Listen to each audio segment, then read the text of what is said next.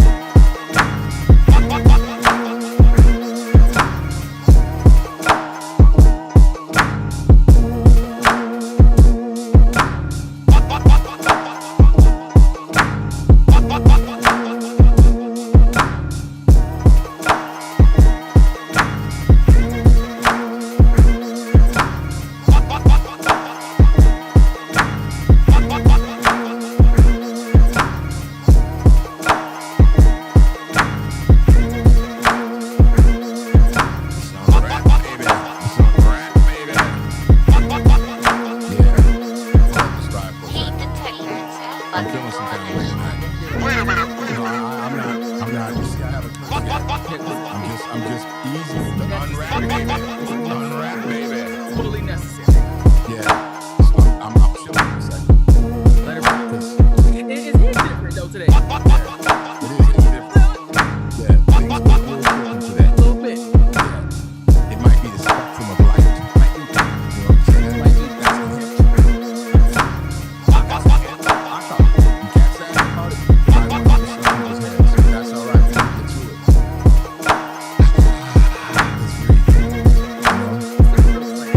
You know what it is. It's a rap, baby. Baby. Like you need to hit that button because I can feel it coming out of there.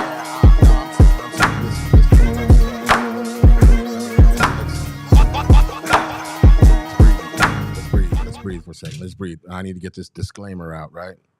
So, in the meantime, because I got to find it real quick. See, we're running a little late, everybody. Whoever that was that hopped in the comments, just bear with us. Bear with us for a second. We're running just a tad bit late. We got you how we got You you. know what I'm saying? Santa Claus had a flat tire. So, you know what I mean? It is what it is. But at the end of the day, let's get this disclaimer out the way right quick. Yes.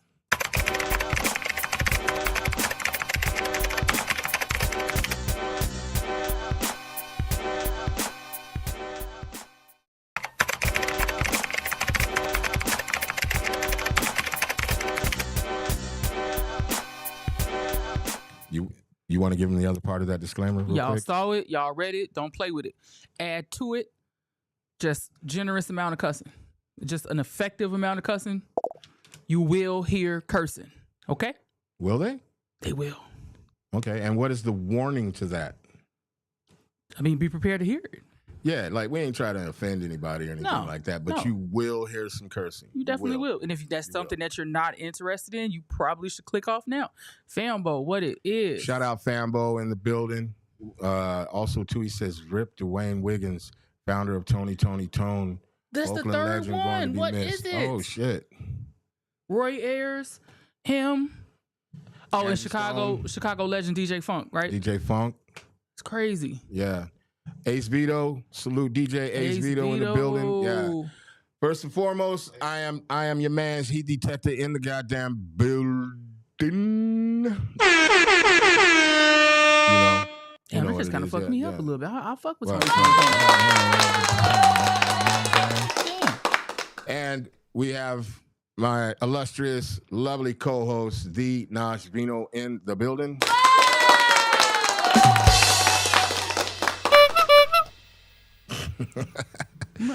And also we have Swipe God, the engineer, in the goddamn building. And get the sparkle. That's my Apparently shit. not. 4. Mic check. There he is. There we go. What's cracking? Willie Whisper over here. Coming in with the quiet storm voice and shit. There it is. So anyways, let's get down to business. I'm pretty excited tonight. I had, because things were running a little late, I had the luxury of sitting back with this man. And he was freestyling and shit. And you know me, I'm horny for hip hop, man. I'm horny as fuck for hip hop. And listen, just sitting here listening to him flowing over these beats and shit, I don't get goosebumps often. Yeah. And the motherfucker gave me goosebumps, and I was like, oh, shit. You know what I'm saying? And then the hip-hop horny just got out of control. So we're going to, I feel like tonight is going to be not only informative as fuck, entertaining as fuck, dope as fuck, but how about Bars. epic as fuck too? Bars to be expected. Listen, if for 1 second anybody thought that there was never bars, first of all, we know that on this show, bars are a requirement. Yeah. You know what I'm saying? We've had people come on here and they didn't do so well. Not going to call any names, but you know what I'm saying? And then they want to come back and redeem themselves. It's happened several times. This is not going to happen tonight. I guarantee you this is not going to happen tonight. And maybe we should take it as an honor that motherfuckers be flustered. You know what I'm saying? And What the do you bars don't quite come out the way they should, and they got to come Well, back again. only one person gets a pass for that, and that's Vice. That's it. Everybody else should have came prepared. Yeah. Should have came with the guns loaded. Yeah. Should have came shots fired. But that's not the first time we've encountered. Well, no, it happens. It happens. But it ain't happening tonight. I'm going to tell you, I'm going to be so confident to say this. Listen, I'm going to tell you right now, from what I heard, you ain't going to hear shit out of me. I'm just going to be sitting here get the fuck hip-hop outta here. the fuck horny. You know what I'm saying? The mics will go out if that shit happens. Nah, I'm not doing shit. I'm going to sit back and let it happen. Just let it happen. Yeah, Put it it's on one of those autopilot? things. It's one of those things. Gotcha. If this was the most extravagant prostitute on the planet, you know what I'm saying? I would just lay back and just let it happen. Fully was understood. Don't need to be said. Right. Absolutely. I get it. Yeah, I would got lay you. back and just let it happen. I got Right? you. I got you. I paid my money. I know. Wow. I'm going to enjoy the ride. Yeah. Tonight, Yeah. I'm just going to lay back and let it happen. Yeah. She probably hit you with one of those and push you down. Yeah. By my forehead with her pinky, like, lay down. Just lay the fuck down, nigga. It's Lay fine. the fuck down. Yeah. That's what I feel like. And, I got my ticket. I feel like her name would be ubiquitous. Some just crazy shit. Where you be like, Something, what the fuck? I don't know. I wouldn't even care what her name is, to be honest. I wouldn't give a fuck what her name is or was or whatever. Anyways, that's the vibe and that's the feeling that I have this evening. Gotcha. I don't know because I'm already sweating, and I was completely inspired before y'all walked in the door. Like I was put me in, coach. Oh shit. Yes, I don't know. It's going to be epic tonight, but I'm excited about it. But you know what? You know how we normally just talk a little shit? We're talking shit right now, but I don't even want to fuck with it. Let's just get right to it. In the building right now, tonight, we have none other than, and I'm going to say this, he is a Chicago legend. Mm-hmm. In the building tonight, P.R.Ism, a.k.a. P.R.Ism, is in the goddamn building. Let's go. Look, let me try to get shit for. Yeah. What's up, brother? Check. You might The reveal. the reveal. Yeah, you might give him a little bit more volume on mic 4 just to make sure that we catch everything. We do not want to miss a syllable. Man. You know what I'm saying? I don't want to miss a syllable. You know what I mean? But thank you for coming tonight, man. Yes. I'm excited, like for real excited. I don't know if you can tell, but like even before everybody got here, just listening to you, I've seen you on stage many times, but it's different. Again, it's different standing right next to a motherfucker. You know what I'm saying? Because even though I've been in a lot of places where you've been at, I was always laying back in the audience, kind of looking and going, "Yeah, this nigga got bars." You know what I'm saying? But when you're sitting in just in a room like that, like we were talking about Twister. Yes. You know, it's one thing to listen to Twister on a CD or tape. It's another thing to be 2 feet away from that motherfucker And watching it. and watching it happen. Absolutely. It is some of the most incredible shit that you could fucking witness. The breath control, just everything. The clarity in which he delivers, Yeah, not all just that. fast to be fast. Right. There's actually content. Yeah. If you yeah. listen closely. And then the delivery and the way he puts the words into the cadence, Mm-hmm. it allows the listener to be able to actually pick it up when you listen closely. Yeah. Especially those who do not have the ear for fast rapping. Right. Mhm. Right? You could pick it up. It's like bone goes fast, but sometimes it takes a trained ear to pick it up. Right. But Twister, That's a different animal. you Yeah. just tune in if you just listen. And then you're like, wow. Fanbo Okay. says, Fanbo, I don't know why I keep fucking it. I fuck everybody's name up. Fanbo says, I'm addicted to hip hop. You can say I'm I'm a hip hop junkie. Yeah, but I stay horny for hip hop. It's a big difference, bro. Fambo, big shout out. And I just wanted to touch on what you were talking about earlier regarding legend and bars. First of all, I'm still reaching for that status. Like every day I'm writing, I'm making music, I'm recording. I have not rested on my laurels, so to speak. Right. I haven't, okay, here's my catalog. Like I'm still trying to build upon that. And then when you talk about having bars, like that's super important in particular because you've had some very astute wordsmiths here. Yeah.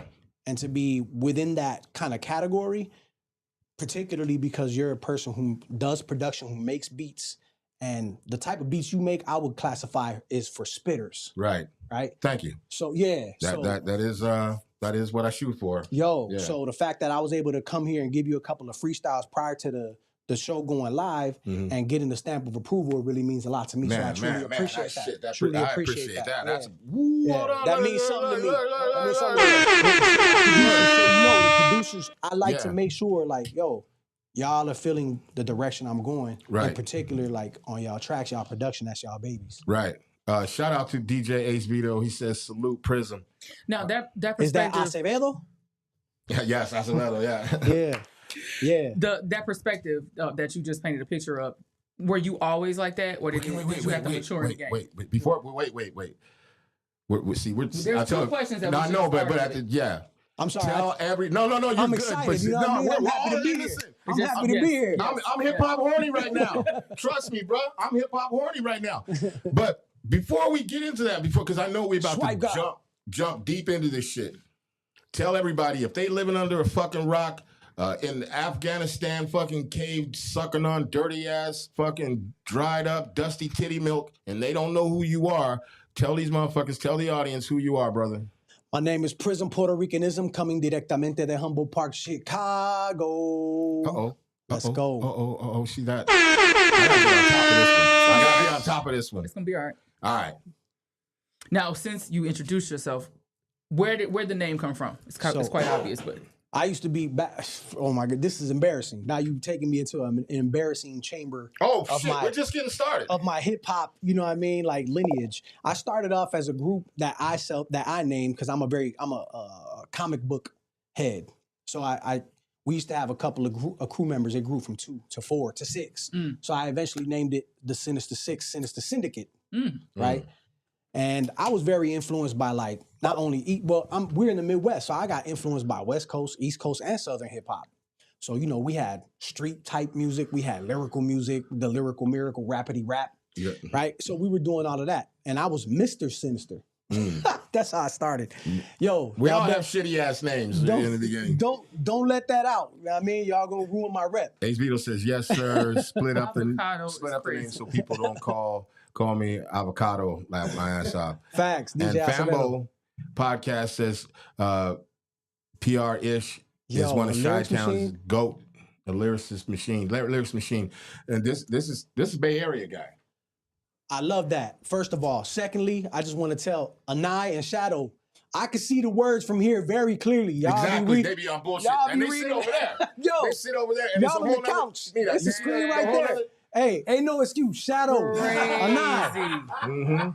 Y'all better know. I'm calling you out on that. Hey, I couldn't wait here to get here to tell them that, just in case. You know what I'm talking about? That is amazing. Yo. That is amazing. That really is. But I suddenly came to P.R.Ism. So, to get back on the topic, I was, and I love, to sidetrack and shout them out in a low-key way.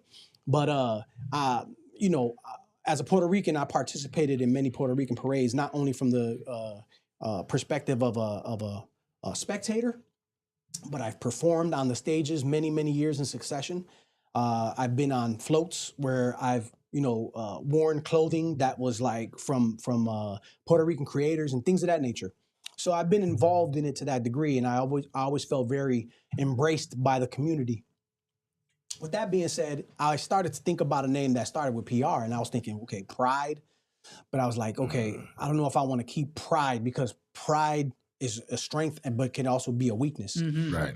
Then I was thinking Prowl. How can I make Prowl sound cool? Like I love owls and and forgive me, y'all, I'm going way back. I'm talking about adolescence. I started rhyming when I was like mad young teens. Like before I was even an adult, I was doing shows at 21 and over venues. So I'm going real far back just based on that memory. But anyway, I came up to Prism because with Prism, it's the Puerto Rican and it's the ism, the matter, the light, the energy. And when you and Juice were here, y'all were talking about energy and like, attraction, wavelengths and all of that. And I'm on that. You know what I'm saying? I'm on them type of topics. I'm on that type of time. I understand it. I get it.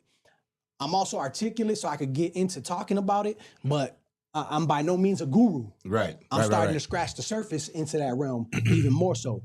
But to get back onto Prism, the light is refracted, as you mentioned. Yeah. Right? You were saying that in the introduction, which I thought that was a bar. You know what I mean?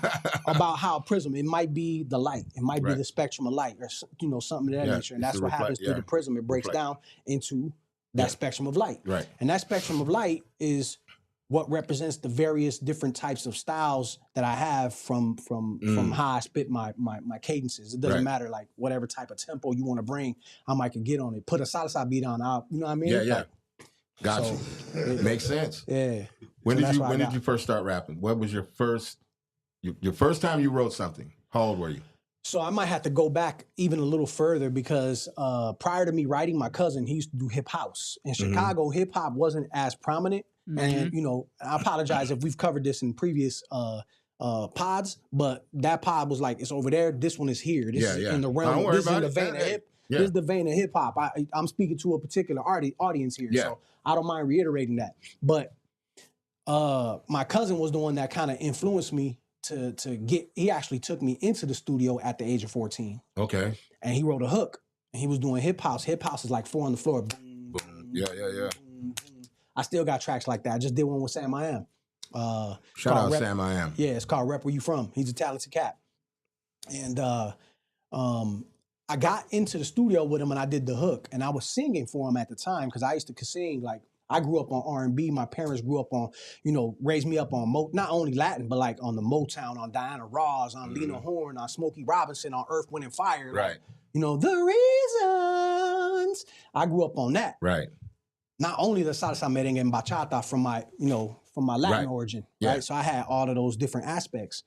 So with that being said, he had me singing on the hook. That inspired me to then, at the age of 14, to pick up the notepad and not get in my phone because we didn't have, it wasn't that, right? I was literally writing down. So I became a prolific writer because I used to also write down my daily activities. Oh, okay. So I started writing down daily activities as a kid because my parent, now I'm going into a whole nother thing, right? So I apologize. No, you're good. If I kind of go off into a tangent here, but my parents passed away at a very early age in my life. My father passed away super early, like in my single digit years. And then my mom's passed away probably when I was about 16 years old. So I had a lot to think about in terms of what it was to, I got to figure out how to become a man now. Yeah. Right. So I was like, okay, I started writing about my day, talking about everything that I was experiencing. So I gradually began to understand that this was a good way as an outlet to express myself lyrically. Right. So I then started to write about, some of my first songs was writing about the death of my parents and things of that nature. And those are songs that, I put out, even though they're from like 92 or whatever the case may be, right, when I wrote them. But I want everybody to know that my catalog is really, the current catalog is a mixture of new material, but there's a lot of stuff that is retroactive, but I wanted to put it out as receipts so that you could see the growth. Right. That was, that delivery might have been a little bit more rinky-dink than the deliveries that I have now that are more fluid. But that's how long I've been doing it. And I want y'all to see, like, yo, from point A to point B, like, damn. Okay, there has been progress. But anyways, what's old to you is new to everybody else. Facts. You know what I'm saying? Yeah. I was just, I played a beat the other day. Well, actually, it's on the disclaimer. And Shadow and I were like, oh, that shit's hot. And I was like, man, that's a hard beat. I love that beat. That beat, not the one for them, but it's the beat that was on the disclaimer. It plays behind the disclaimer. Behind the disclaimer. And I was like, oh, you like that? And they're like, yeah, when did you make that? I was like, about 14 years ago. They're like, what? And I'm like, yeah, that shit old as hell. You know what I mean? But what's old to us it's brand new in somebody else's ears. You know what I'm saying? That's crazy. I was talking to Deca Durst about that. You know what I'm saying? You see how shout out Deca Durst. You see how I slid him in there? Yeah. He told me to tell you what's up. You know what I'm saying? So I said, no problem. Of course I will. He's a rock. You know what I'm saying? He's solid. I you know, the type of person that he is, he's consistent. And as long as I've been rhyming, as long as he's known me, I've known he's been producing. So that man, like, you know, it's like yourself. You've been around for a very long time in terms of your creativity, your craft. But the point eludes me. What is it that we were talking about prior to that? Okay, so there was a reason to me asking you when you first wrote your first song, right? Okay. Because we asked everybody, what was the name? First of all, what was the name of that first song you wrote? The first rap you wrote? Yeah. And what was your rap name too? On top of that, again, I was still Mr. Sinister at the time, and I had a rhyme that went, "Check it as I get wrecked, better not disrespect." Look, and as I recollect, stop! Time out! This is the first. Did I have to even fucking ask him? This is the first. Get the fuck out of here! This is like 400 shows. This is the first. I had goosebumps again. This is the first motherfucking like time. 400 shows. Every motherfucker. What am I missing? I'm gonna Nobody tell ever you. knows. Really? For first time. Not only first they're embarrassed to say what their name is. That's number one. Yeah. Number two, they go, well, the song was called okay, blah blah blah. They'll say the name now and out because I thought this was gonna happen. All right, let me hear it. It goes. No. Oh, okay. I'm saying that's what I say. I didn't even get this shit out of my mouth. They don't know Diddy. Yeah. He starts spinning the shit. First time. Ever. 400 some shows. 400 some MCs. First motherfucker that gets on here. Not only does he tell me the name, he immediately goes into the very first rap that he wrote. And that's why I always say, a lot of these motherfuckers don't want to do it. But when you write something that is the beginning of your, and I never get a chance to really say this because nobody does this, but you prove my point. And my point, because I don't ever believe any of them. Anybody that says that, I don't believe them. I tell them, I don't believe you. I don't believe that shit one bit. Because when our first, that's our baby. That's our first baby. How you gonna forget that?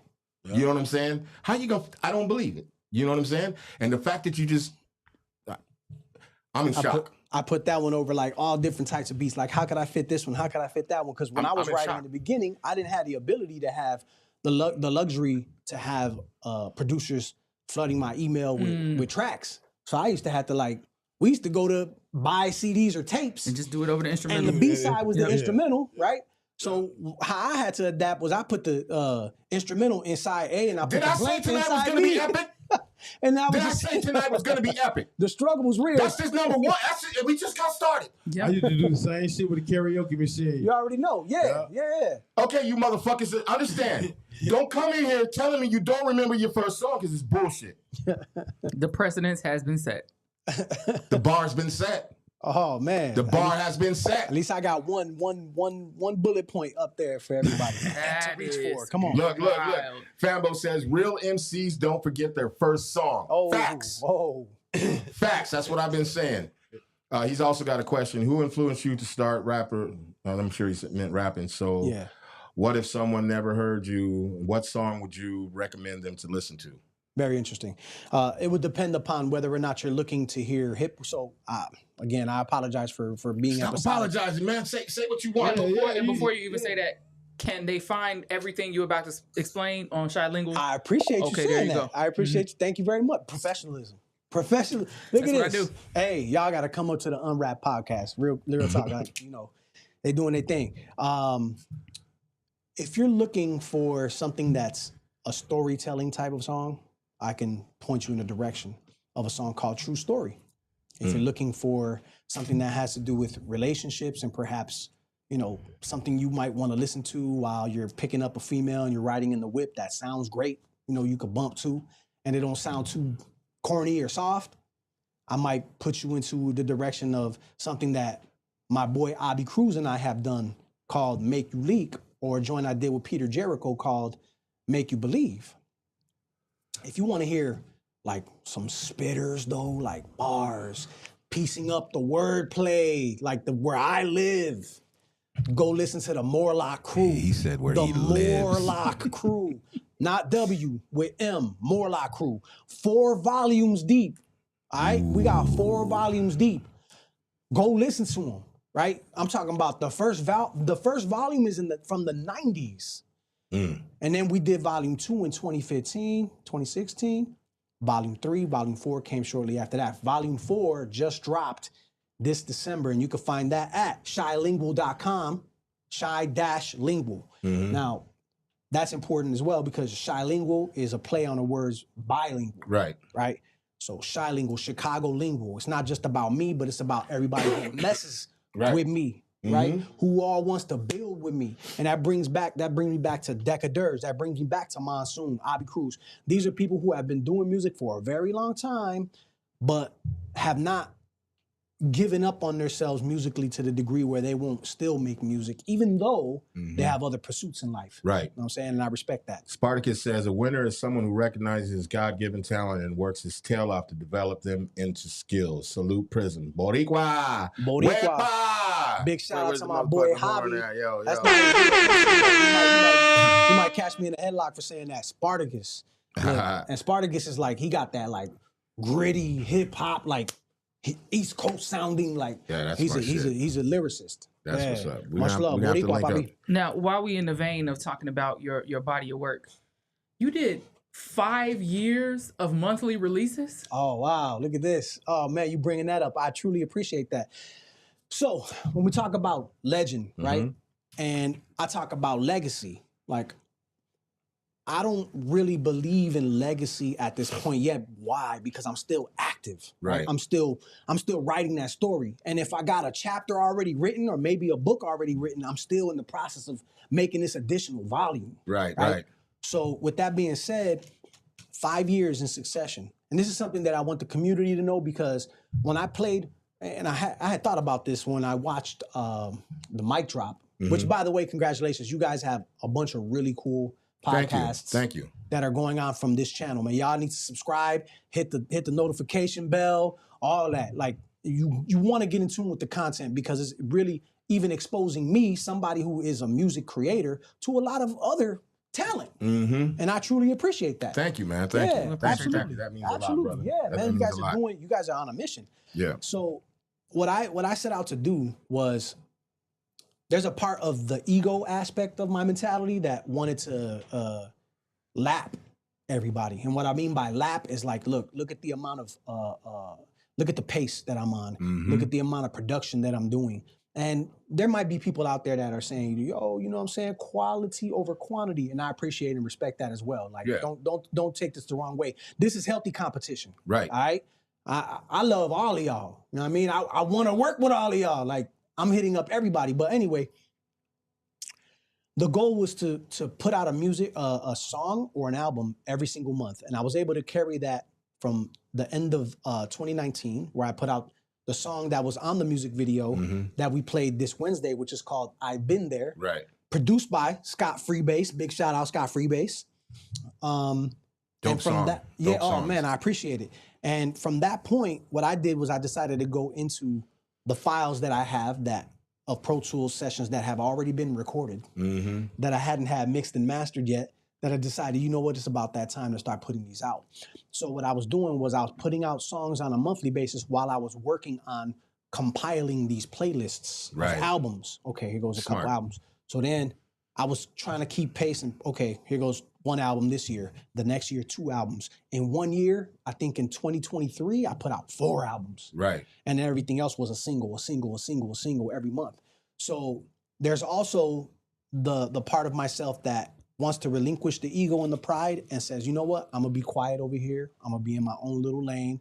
And perhaps people will hear me. Perhaps people will notice me. Perhaps people will say, man, Prism is over there making that noise. Yeah. But I also believe in like, yo, closed mouths don't get fed. So sometimes you gotta talk loud, like, yo, I'm right here, look at me. So I'm in a real weird position because I want to scream it out loud, but I don't want to sound like I'm trying to take the air out the room either because I got love for everybody else. So I'm in this real weird position. You know what I'm saying? So, you know, I'll just touch back on what I was talking about regarding Wednesday when I played that video. The video already has like 13,000 views on it, but it appeared that a lot of the audience that was paying attention to it, it was new. It was new, yeah. Right? So it kind of touches back to what you were saying before. It's like sometimes if a tree falls in the wood, does anybody hear it? Right. Right? So there's a couple of aspects, and I'll try to land my point here. There's a couple of You're aspects. talking like he at the office right now. PowerPoints and shit. I get into this music. No, you're I good. really You're do. good. Nah, Yeah, you're good. I really do think about this on a micro macro level. You know what I'm saying? And I'm like, as we said, tapping into the quantum realm, right? Yeah. So there's the aspect of I should say there's a perspective of the fact that maybe if nobody heard it yet, you know what I'm saying, it's still new to them, as you mentioned. Then there's the aspect of like, yo, I've been had this out, and cats is acting like they ain't even seen it yet. Right. So that still inspires me to help me to understand that 5 years worth of catalog, almost 300 songs in 5 years, right? In succession. Right.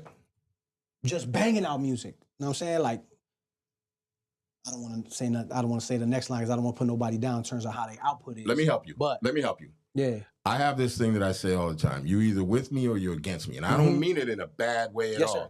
But there is a mission over here that we are on. Yes. And when I say you either with me or against me, it means like I don't have the time to wait, think about you, or none of that shit. So get the fuck out of the way. So get the fuck out of the way or get walked on. Yeah. That doesn't mean I won't work with somebody. Yes. I am open to work with everybody, but the moment you slack, the moment you fuck up, the moment I'm gone. Because I just don't have the time for it. This is like, I say it all the time, I'm fighting all of this right now like my back is against the wall.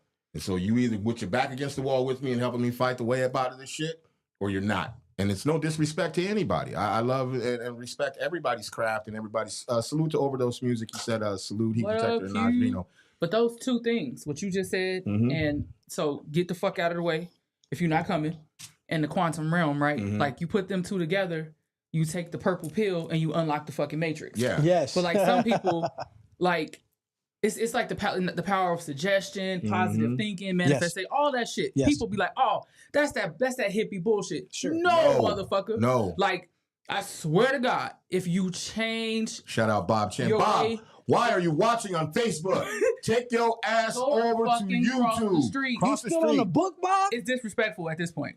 I was just tapping in with Bob a little bit earlier too. I'm trying to get him, man. Be happy, yo, Punks. there he is. Bro, There he is. Prism. There he is. There Man, he is, Bob. hey, There you go. thank Thank you. you, sir. The sentiment is the same. I used to see this dude like in the early 2000s, Mm-hmm. and he still had it. Like Yeah. he still He had cold, it. he Like, cold, Yeah, yeah. he nice with it. Like, and especially if you pay attention, Yeah. because like he got meanings and meanings. Yeah. So it's like, you know, everybody look. And dope. I'm not. That's the thing. I'm like, I'm dope in my own right, but I realized like I didn't have to try to size up everybody else, Right. because he's nice in his own right. Right. And that's exactly what the fuck I'm saying. Like, Yeah. people have to stop thinking negative about themselves. Look, Because they say your brain can't hear if you're talking to yourself or talking to somebody else. It hears the same shit either Yes. way. And it's like, if Yes. you be like, oh, well, I gotta work, so I can't work on this song. Or Yeah. I gotta, like, when you go pee, put it in here. yo, You know what I'm saying? When you take a break, put it in. I mean, you know what I'm saying? Like, just keep chipping away at the shit. not everybody has that discipline. Not everybody has that work ethic. I sat with a group of people one time and we were in a writing session. Like, yo, let's write this song. Yeah, I want to be on it. Okay, great. Boom, here's the beat. Wow, oh, this sounds dope. Let's go. I gave him the hook. I had a female singing the hook. Hook was dope. One of the other MCs wrote, I wrote real time. The other dude was like, yo, I'm gonna wait till I get to the crib. They gotta be in a comfort zone. I respect that. But we move forward. Right. See what I'm saying? So there's nothing, you know, again, nothing against that individual. So I understand people got their comfort zones in terms of where they want to be. You gotta be constantly uncomfortable being comfortable. Yo, Moving fear. Yeah. yeah, like all the time. you could put me in the studio with M, Mhm. K Dot, and put the camera on me and like, yo, that's me writing. Yeah. Like, I did that, and I'm okay with that because like I'm not. We got AI, and AI is capable of doing a lot of things, but I'm not ready to allow it to do it for me because part of the enjoyment that I receive from making music is to hear a complete song, and not just a complete song that was created for me, but one that actually came out of the ether that I was able to grab from and create because I have the ability to reach into it, grab it, and put it into words, formulate it, and try to, you know what I'm saying? And sometimes it doesn't come out as precise as a puzzle piece as I would like to be, but when it does, Yeah. it's magnificent. Yeah. And it's You know what beauty I'm in the saying? struggle My man's of calling putting you. it He together. say you're Yeah. legend. I'm telling you, you're legend. You're legend, bro. And like I was saying about Bob, though, yo, Bob, it's like Bob Chin. Let me put some respect on his name. Put respect on that man's name. But I used to feel like I'm going into a room and like, okay, buddy over there, 210, he about 198. Ain't nobody in here that I can't knock out. Right. Right? And I don't mean lyrically, I mean physically. Right. But when I get into a scenario where I'm surrounded by MCs, like at an open mic or a battle, I'm sizing everybody up in that sense. But I realized, like, as I got older, I don't need to. Hip hop is a competitive sport. Yes, 100%. So let me take a step back, right? Boom. We know about the battle scene. We know about what that was and the origins of hip hop and from that perspective. But as I got older, I started to appreciate people more because I ain't even in Bob's lane. Right. Like Bob, he's in his own lane. So I like when cats reach a degree of uniqueness. Mm-hmm. And that's the key to me, right? Because like Drake, and I don't want to knock Drake, and I apologize because I know you want to get it out. No. I got some. Go ahead. So Drake, right? So the Drake births G-Eazy or vice versa, right? And then you got Russ, whatever. Like everybody got a similar formula, and they following this particular blueprint. That's the current trend, right? I'm okay with being over here doing this. Like, I love rocking out soul samples, but I got a bunch of keyboard beat tracks that I'm doing right now just to be different, like to make a different type of sound, not to be just, everybody's on Fruity Loops. Right. And here's what all the Fruity Loops beats sound like, and they go hard, they beat, they're loud. I got nothing against that. I could rock a Fruity Loops beat too, but I'm saying I'm just trying to like create a lane over here. So if a motherfucker got a comb over, I got a mohawk. If they got a mohawk, I might do a tight fade. Like I've always been somebody who's trying to do it a little bit differently than what everybody else does. Even when you hear me do something similar. The point being is that there's a point that I understood that I reached that I was no longer sounding like MCA that influenced me or MCB that influenced me. I started to sound like what P.R.Ism sound like. Right. And that was like what I was pointing at you for because I say it all the time. Like, somebody had said something to me about producing, right? And they were like, "Oh, you can't fuck with me, man." And I was like, "Really? Well, you're right. You can't fuck with me." You know what I'm saying? Because I don't know how to do what you do, but I know for sure, 100%, you can't do what the fuck I do. You know what I'm saying? I'm in my lane. I do what I do. I don't think about anybody else when I make shit. The only time I think about someone or something when I make a track is when I'm focused in on the artist. That's it. Other than that, I make music because I want to hear the shit. And I could give a flying fuck about any other producer. Now, there's some great ones out there. There's some great ones here in Chicago. Yes. But do I think any of them can fuck with me? No. I don't even care. That's the thing. I don't even care. And I don't even say shit until they bring it up, until they're like, "Well, I don't know, neither do I, but I know you can't fuck with me." That could be in my own mind. It could be wherever, but I have a particular style. I do shit the way I do it. I do shit from my experiences and everything that I know. And I've been doing this shit since I was 16. So you can't really tell me shit. And that's also something that I think is very important to illustrate today, in particular, because I've been writing a bunch of music recently. I did about 50 songs. Some of them are complete. Maybe a third of them are complete hooks, verses, intro, outro. Maybe a third of them have the first verse and a chorus, and the other third maybe just have a verse. So I'm reaching out to cats like Spartacus. I'm reaching out to cats like you Bob read Chin, what he says. right? What he says. Being passionate about something is truly a privilege because there are really people out there who feel nothing about anything. Yo. And he said, and they'll never understand your passion either. Yes. Yeah. That goes back a little bit earlier to one of the topics we were talking about, and that's actually having the psychological maturity to even have the ability to observe what additional realms are trying to convey to you. Right. Sometimes you can't even reach them yet because you ain't even at the mental level. Your antennas haven't even grown enough to be receptive to what's being shown to you. You know what I'm saying? Right. Yeah. And I'm gonna take a step back on that because I don't want to lose the audience. But no, you're good. No, because people need to learn that you need to be mature enough to be quiet. One of the things on this show is that like gems are dropped all the fucking time, and a lot of MCs when they come on here or producers or whoever that comes on here, they don't even realize like you're very aware. So like when we're sitting here listening to you, you're aware of everything that comes out of your mouth. No diddy, but. There's a lot of MCs that come here, they'll sit here and they'll say things and they don't even realize they're dropping gems. They don't really realize that they're telling people the right way. That's why on the post today, when I put down there that you're gonna show people what work ethic is. You know what I'm saying? Drop knowledge on what work ethic is, because I think your catalog says a lot about that. and it says a lot about who you are as an MC and how you approach things and everything. And it's important that people understand that. This is, I was thinking about this when I went to get my coffee before the show. Yes. And it was a kind of a funny little point in my head that it's kind of like the mafia. You know what I'm saying? We didn't really ask for this. You know what I'm saying? But we're here. Yes. You know what I'm saying? Yeah. And we're in it. Yeah. And ain't no way out of it now. That's you know crazy. what I'm saying? It's like that's I'm crazy. thinking about like you can take everything from me, but you can't take this. You can't take this. You know what I'm saying? I like that. I can quit doing everything else on the planet, but this is something that it's so ingrained in who I am as a person that if I don't make music, then there's something really, really, really, really fucking wrong. You know what I'm saying? And there's a beauty to it. The beauty is the fact that you have the outlet. You have the ability to be able to create music. As we were talking about with Bob. Bob got his Mac now. You know what I'm saying? He got his mic set up. He's able to create. Right. So as I was explaining earlier, as well as just, I'm not sizing cats like that up anymore. I'm not trying to body everybody up on a track. Like, right. That's not what I'm doing. I'm actually trying to. I'm in a stage right now where I'm trying to experiment with my range. So what I'm doing is I'm actually getting out of where my strengths are and I'm making myself vulnerable. Right. Right? So where you could, if you listen to the rough draft that I'm sending you to say, yo, here's the rough draft that I got. It got the hook and the verse on it. I need one verse and maybe, you know what I'm saying? If you got a better hook, right? So I'm sending this to them. And people who expect a degree of excellence from me, when they hear these reference drafts, they might not be obtaining the excellence that they anticipated. Right. But I need people to understand, and this is the reason why I'm saying this out loud right now, is the fact that, look, these are songs that I'm not trying to be competitive about. I'm actually trying to reach a particular audience, and I'm reaching out to you, these artists that I'm asking to collab with, because I believe they have the breadth of knowledge and wisdom, the skill set, the unique. You guys have already come to the point where you have a uniqueness about how you do your music. And these are things that I respect and admire.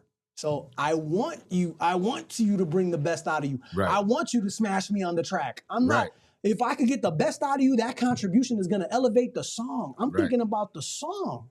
I'm not worried about what, look at my catalog if you wanna hear me snap. I got plenty of them. Right. I've been did that. Right. I'm trying to do this. I'm on a whole nother page. Real quick, Prism said, preach that knowledge to the next generation MCs. Boom, I love that. That's one of the things that keeps me making music right now to this day is trying to, I took so much from hip hop that right now what I'm doing is I'm making my deposits. I'm giving back. Yeah. I'm saying, man, I appreciate everything you've done for me. You know what I'm saying? So I'm trying to make the type of music that I'm making in the lane that I'm in that doesn't sound like what's popular. Right. Right. That's how I might sound weak or some shit might sound corny or whatever the case may be, but I'm trying to explore the artistic nature of what the music is gonna bring out of me. And like a lot of the stuff is just, it's a written freestyle. I don't spend, Q Billa sent me a beat. I sent them the verse the next day, less than 24 hours, recorded. Right. Over his beat. He said, yo, this beat was used. I said, bro, come on, bro. You gonna send me 50 beats? I picked the second beat because it was hard, and you told me it was taken. That's why I don't send beat packs. So what he did was he took out the tracks that were already written. So I got into the beats again, and I said, all right, I'm gonna write to this one. So I wrote, and I sent them that one the next day, fresh with a hook, complete with the verse, and it was on some fast stuff. So it was hard to perform, but I got it done. Right. To show him not only a degree of professionalism in terms of like, look, I'm one of them ones. Right. Right? Because when people speak of me, I want the reputation to be a good one. Right. Right? It's not about being the legend or, oh, you were able to, he went off. That's all great. But I mean, those are ornamental aspects of what it is that my mission is. Ornamental aspects. Of what my mission really is. I want people to understand, like, I do this. Right. I'm not part-time I do this. I'm immersed in this. Now, this explorative reach that you're talking about, is that real MCing? The project that you're working on right now? Oh, cool. I appreciate you talking about that because real MCing is actually something that I'm retroactively releasing. The music that I've been writing recently, these 50 songs that I've written, This nigga said 50 songs. Yeah, and I've counted them, so you're aware. I'm not just coming up with a No, I no, literally no, said that. no, Like, no. do I I didn't really? say that like that. Yeah. I said that as an embarrassing thing for myself. I'm like, because I'm over here like, I'll make some shit, and I'm like, you know what? I'm going to pick up the mic again. Yeah. I'll write like 3 lines, and I'm like, huh? I've been working You on know, it. I've been working on it then for like 3 months. time goes by, I don't do shit. You know what I'm saying? But this nigga said 50 songs. But that's just like me sitting here with you before everybody got here, and I'm always amazed by someone who can just recite shit. No matter how old it is, no matter what, and it just bars on just bars. And he like we were sitting here and he's just going and going and going. He's like, oh, that one was written. This one was freestyle. This one, I'm just like sitting here going, what the fuck is going on here? And that was also important for me to try to display. Like I want. You don't have to try. You displayed that shit, man. Like that means a lot because I actually I stay in the danger room, bro. Like, cast, bro, man. Nobody knows, bro, the work like I be putting in. Like I'm in there, I'm in the booth, I'm dropping songs all the time. I'm doing multiple songs per week. Like there's an aspect of the desire that I want people to understand, like how much work I put in. How much of that? How much of that is investing in yourself? Not just investing in yourself, not just monetarily, but emotionally and mentally. Less now than before. Mm-hmm. Before I was all into every aspect of what was going to take myself to a certain degree of excellence. Right. Not just lyrically, because I still feel that I'm on the cusp of still sharpening that blade, developing the skill set, getting better, having more variety, having a greater range of songs, not just being a spitter, where the core of what I am is, right? Mm-hmm. But the physical aspect. Like I see Bob again, Big P, big wig, yes sir. You know, he be up there doing the peanut bag, boogity, boogity, boogity, boogity, boogity, boogity, boogity. Man, I was doing all that. I had, the physical aspect on lock, the mental aspect of understanding like, realms beyond how time moves. Because if there's no time, all the experiences collapse into one. Then you know what you sound like right now? Juice. Then there's oh wow, that's crazy. I appreciate that's that. A compliment, like a motherfucker. He's a very cerebral individual. Yeah. Space. You know what I'm saying? What could you encompass within that space? Things of that nature. So I try to elevate my mind, but I also put myself in the danger room, so to speak, exercising my mind, exercising my wisdom in the aspect of like, and cats that are observing today, they know how I used to move, like how I used to be on the streets, like moving, like, I have a little feline over here, nice little feline over there. Like I was moving like kind of wild, but when I finally decided, look, hey, I've sown my oats. Let me slow down, boom, put that on, put the young, I'm talking about, the ring on there and make that commitment. And then when you get to the point where you get to be a pops, like a father, I can't even imagine, your experience. You said, that's my son. I'm like, man, your son, like, big, grown. Grown-ass motherfucker. Yo, but like, there's a certain degree of wisdom you get from that. And that's not only from the aspect of raising them, but actually having the patience, learning how to develop the patience to be able to deal with and to help another human being develop. Not only that person, but if you're at the center of your household, you also have to understand how to deal with another individual who's also has their own, ambitions and directions in which they want to move. And you're like, look, this is the ideal scenario. And when it's going counter to what your projections are, you have to kind of reel that back in. But that takes patience, that takes time, that takes effort, that takes discipline. Right. And if you don't have it, it's hard to keep it together. So that's, and again, like, I don't want to knock nobody else I'm still trying. You know what I mean? So no, you're doing it. One of the things that we I'm learning from really hate around here is the word try, because you can't really try to do something. Because if I'm talking to you, I'm not gonna say, well, I'm trying to talk to you, because I'm actually talking to you. I appreciate that. So I appreciate that. You ain't trying to do shit, bro. You're doing it. Period. You know what I'm saying? I saw a clip, Jamaican cat. He was like, you believe in God? And he was like, yeah, I believe. He said, how you believe in something that you know already exists? He was like, do you believe in your parents? He's like, nah, I know they exist. He's like, okay, then you know they exist. So God exists. You your parents exist, so there's no belief. You got to believe. If you're believing in something, you're believing in something because it's not real. Mm-hmm. So there's a degree of affirmation in the way in which you speak.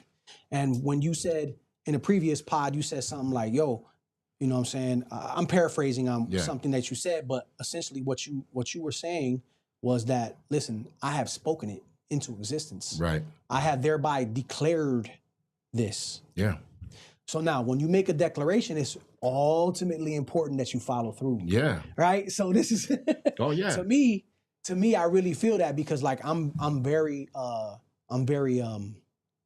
focused on, and that's another one of the reasons why I want to provide the projects that I'm working on with other cats, like, yo, here it is. And for them to be like, damn, like, but it's about accountability. If I said I'm about to do something, I'm gonna do it. Right. You know what I'm saying? And like if I don't mind being called out on it. You know what I'm saying? Like that's accountability. Yeah, that's key. Accountability is key. Yeah. You know what I'm saying? That means a lot to me. Accountability and it's not the reputation. Mm-hmm. But there's another word that I'm looking for that's eluding me at this time, but I'll touch into it a little bit later if it comes to me. You know what I'm saying? What is in my your... astrological sign is Scorpio. I don't know anything about it. I'm Aries. I like walks. So. I like nice long walks on the beach. Oh, shit. Okay. This is not a dating app, but all right. One month is Scorpio. I don't think I had one of those in my family. November. Yes, correct. What is your greatest accomplishment in hip hop? Taking away anything monetary. Man, that's tough because I'm still writing the story, so I really don't. You know what I'm saying? Like I'm still in the process of creating what it is that I'm doing. I'm still chiseling away at the sculpture that I'm trying to create. So I don't even know. I haven't fully realized yet what it is that I will eventually create because I'm still in the process of experimentation in terms of what it is that I'm doing, even to this day, current time. Right. So one of the things that comes to mind, there might be some stuff that's more significant, but one of the things that comes to mind is that I might have one of my little ones sitting at the machine, creating, and that influence, right? So that's the macro, how I'm able to influence them with something positive and creative, something that sparks their mind, something that engages. Right. That's not a tablet. That's not YouTube. That's not Roblox. That's not, right. You know what I'm saying? I got you. Yeah. So, and being able to create that bond, that's key. But like, I've gotten images from people who send me my CD from like 2000 or like a series of CDs. Like, yo, this was it in in 2009. Like we was rocking this all summer. Like, right. I appreciate that because that's somebody that I impacted that now wants to rhyme. And then it shows me like, yo, and I could tell they level 3, level 4. Right. On the rhyme side. And I take the time because they're receptive. Right. I take the time to then say, hey, look, this is how you could maneuver this or how you could adapt that, so on and so forth. And since they are receptive, I could tell that they're very eager to implement what it is that I'm able to share with them. Right. You know what I'm saying? See how my co-host is looking at you? Yeah. She looking at you. She looking at you like, I'm dialed in. This nigga better have bars. After all of this shit, man, he better have bars. That's pressure now. You got me on a whole other part of my brain, and I got to tap into that part of my brain. You seem to me like the type of person that works real strong and solid under pressure. Fambo podcast says, if you can do a song with 4 MCs, one of each, West Coast, Mid, East Coast, and from the South. Diabolical. Man, that's hard, bro. I never thought about that like that. That's crazy. Because everybody be asking about top 5s. You came with a twist to it. Man, I don't know. Hey, I'm going to go what's off the top of my head. I'm sure there could be another better combination. But Snoop, I'm going to say Snoop, but I'm going to say Doggy Style Snoop. Very specific. Yes. You know how you and that's important. That is so fucking important. That's so fucking important. Yeah. You know how you could pick sometimes I say some shit and I be like, nah, nigga. Right. Yeah. Yeah. Gotcha. No, that was key. Yeah. That was key as fuck. Yeah. Twister. Come on now. Is there anybody in the Midwest? I feel like I might could compliment, his style. Like I might could go back and forth with him a little bit. coming to a show. It says coming into a show. Love, dope. Buzz MC, Beyond. Buzz Beyond. What's cracking, my man? Damn, go ahead. I'm sorry. It's okay. So you It's said okay. Doggy Style, Snoop, Twista, you. Yeah. Okay. No, yeah, Twister. On the East. Okay. Some of y'all might. I know I'm going to. I don't even know what your answer's gonna be, but I'm probably not gonna like it. I'm very excited. Some of y'all might hate on it. Pac. Originated in the East. He's not from Oakland. We know that. He's not from Oakland And it's originally. actually not even Oakland. It's Hayward. Yo, and Pac, I'm gonna let y'all know, Pac, to me, is the GOAT. Sorry. Sorry, not sorry. I mean, everybody got their reasons. Yo, I ain't here to judge. That's the dude that Can't judge resonates me. with me the most. Okay. All right, Stout. Is he a lyricist? Well, is he a lyricist? He has displayed the ability to be a lyricist. And think about how but he he doesn't thinks. live in that realm. Like, you know, like if you speak in fucking frequencies, Yeah. shit never is nothing's the same color. You know what I'm saying? Right. So like, I never so when I watch him in a movie, right, depending on what role it is. Are we doing? No, I'm just being honest. Because if I'm just listening to him like any old song, I'm like, all right, whatever. But there's specific songs that he has that fuck me up. But then when I watch him in a movie, like if I see him in Juice, Yes. as soon as I hang up, I gotta hear so many tears. As Facts. soon as I, you know what I'm saying? Wow. Ooh, Because it just that's a good one. you know what I'm saying? So like, he's a different kind of dude. But on that same album, he got polishing pistols, prepared for battle, past the pump. When I get to drop, you know what I'm saying? Like he could, he's showing Apocalypse you. Now. That's probably one of his best albums. What the fuck was the name of that song we But was you listening see to on how the way he's, here? he's showing you, he's piecing it together though. Right. Like It was he's piecing it was the like bars. one of the last songs. He we was listened one to of the before we pulled very up. few MCs Yeah. that had the ability to I never heard that make shit you before. It was feel dope. what he wrote. And this is That the is thing. key as fuck to about his. When I talked about Pac being one of the greatest, he was absolutely the greatest. Him and Nipsey Hussle in involving you in the song.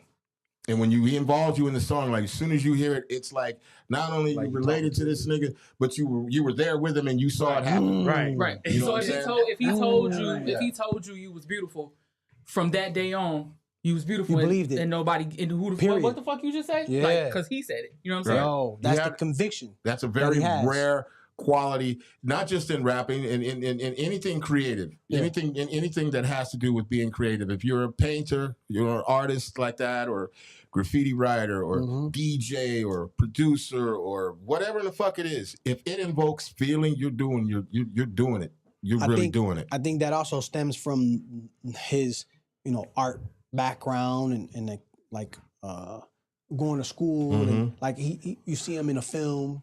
You know what I mean? Like he has a great range, Right. so he could give you the whole. But those are these are God-given talents. These are God-given gifts. You know what I'm saying? And you're like one of them. I recognize those things when I say shit. Like for a motherfucker to be able to remember shit and to bring that shit up, it's important to me. It's important. Yeah, it matters. And it matters. I like your litmus, like your bars, like what you know what I mean, like what you're gauging. What the real MC is made of, like I like because that. The criteria. The criteria. Because like also too, a lot of times I'll make shit and I don't have a clue, and I say that and people don't believe me, but I don't have a clue where that inspiration came from. I have no. I know. I say it's like a poke in the head from God, and it's like sometimes I'll do something and I have to finish it. Yeah. It just I'm compelled, and I don't know why, but I do it.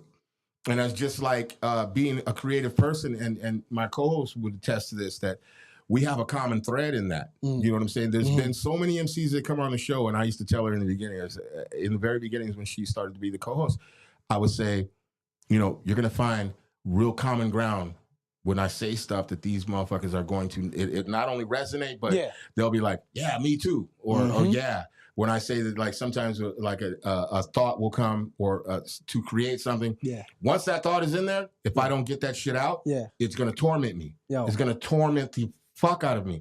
I could be sleeping, wake up, oh, fuck. Oh, and I have to do something about it. Because if I don't, it doesn't get lost in me. It torments me if I don't. It torments my soul. It's like God saying, get the fuck up, do this shit, and do it right now. Like Noah when he had to create the ark. He didn't want to do it, but he had to. Right. And that's just something that I really understand, and it resonates with me when I really, really hear and talk to an MC that not just gets it, but because sometimes we get people on here, they don't even understand it. You know what I'm saying? Like I'm still learning to understand it. You know what I'm saying? So it's really a breath of fresh air. Like you coming in here and saying the things that you're saying, you know, it's like old news to me, but good news, good old news. But if that makes any sense, you know what I'm saying? You know why? Why? Because some of the topics and some of the perspectives that I'm sharing, I wouldn't bring up with a particular type of audience, right? Because I would already understand that I'll be going over their head, or they wouldn't get it, right? But I understood that you would, right? That perhaps you would, or you would. Oh no, so, you wouldn't get no way to get around it. You know when you could, you know what I'm saying? Like, and then you know if you're gonna go over, you could just redirect. Right. You know what I'm saying? Nah, I mean I get it. Like everything you're saying, I get it. I get it 100%. I'm sure my co-host gets it. I'm sure Swipe Guy gets it. You know what I'm saying? But hence the questions, because like even as we're sitting here, my brain is going crazy on wanting to ask you questions. But then when you talk, it's like, fuck, there's another question. Oh fuck, there's another question. That's a good problem to have, though. No, right? it's a great problem to have. It doesn't stagnate the pod and like, you know what I'm saying? We just boom. It's a vibe. It's a whole vibe. Yeah, it's synergy. Synergy. Yeah. Nas, right? He has the ability. He also has this great range. So that's another thing, like what we were talking about regarding Pac having that great range. So to answer your question, from the South, I haven't forgot. I'm sorry, my age is up there. I'm going with Face. I knew it. It only makes sense. It only makes sense. God bless you. I gotta go with Face. Like one of the most underrated MCs ever. Yeah. Oh man. One of them, storyteller. I say this shit all the time. His Tiny Desk performance was some shit that I never knew I needed. Come on. It was one of their biggest Tiny Desk so fucking fun. Concerts. You could feel the energy. Damn, if I could just be there. Yeah. You can imagine as a producer, I'm sitting there going, oh, I'm literally creaming my pants. I'm fucking watching right now. Yeah. I got a little system that when I'm driving, I keep the phone notepad open so I could just hit the mic and I could voice dictate bars.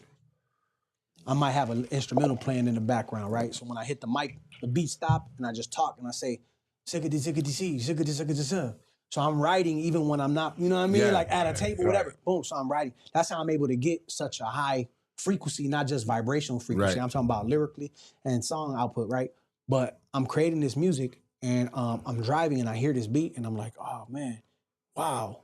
It was very similar to one of the beats you played earlier where I was like, man, I don't know if I could just come up with something just off freestyle for this one. This one is something that you might have to stop and write to, to create a concept for. That's what I was inspired by when I heard it. With that being said, I'm driving and I'm thinking, and this all ties back to Face and the other MCs. By the way, Buzz Beyond said Face Mob. You already know.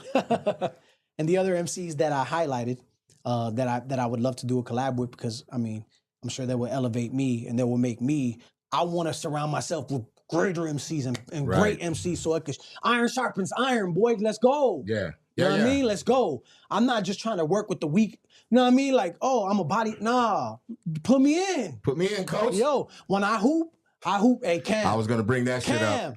When I hoop, I'm telling you, like, when I hoop with average hoopers, I hoop average. Right. Sometimes a little above average. When I hoop with good hoopers, I elevate another level. The degree of focus that I've been able to achieve is I'm observing the out-of-body experience, right? My brain is observing my body react. I'm no longer thinking, I am now reacting. And that is a different, like when your body gets to that level, it's a whole nother thing. But that's in hip hop as well. That's like in writing and freestyling off the top type freestyling is similar to that. It goes out of body. You go here, you're looking down at yourself rhyming and just coming, or the lyrics is just coming like this and you're just going like that. But there's no conscious thought processing, then spitting. Sometimes if you're that good, it's like chess. You could think a couple of bars ahead in your brain. And it's just rotating and waiting to come out while you're saying that's bar. Juice. That's Terry. That's juice right there. You can see you can see the fucking hamster in the whip, like, you know what I'm saying, going. If I understand that and I'm able to articulate that, and you're saying that man does that, that's something that I have also experienced. You know what I'm saying? Did you start hooping before you started rapping? Snoop Twister, Scarface on the song. MCing. That's a good question. Yeah. No. Salute, Fambo. No. I got into hooping late, but my athletic ability caught up. Okay. Then my athletic ability gradually diminished as I aged, but I'm still capable of doing a lot with this body. But my IQ, yes, that's what I'm right? So my IQ increased. So now I can sit down and watch the game after catching an L. Yeah. I was sitting on the side, salty. Yeah. Right? Yeah. So now I analyze the games. I had to sometimes I benefit from sitting back and analyzing the game and understanding where I could fit in. Right. Because sometimes I just try to go out there and be Mike, and that's like I'm forcing the game. But then there's times where I actually understand how I fit in, who I need to D up, and let the game come. And then when the game come, oh man, it's so fluid. Like, right. Cats be like, oh, buddy over there got you because I'm looking goofy and corny and I don't got the hooper swag. Right. Know what I'm saying? I didn't come in there with the flip flops and you know what I'm talking about? Like, yeah.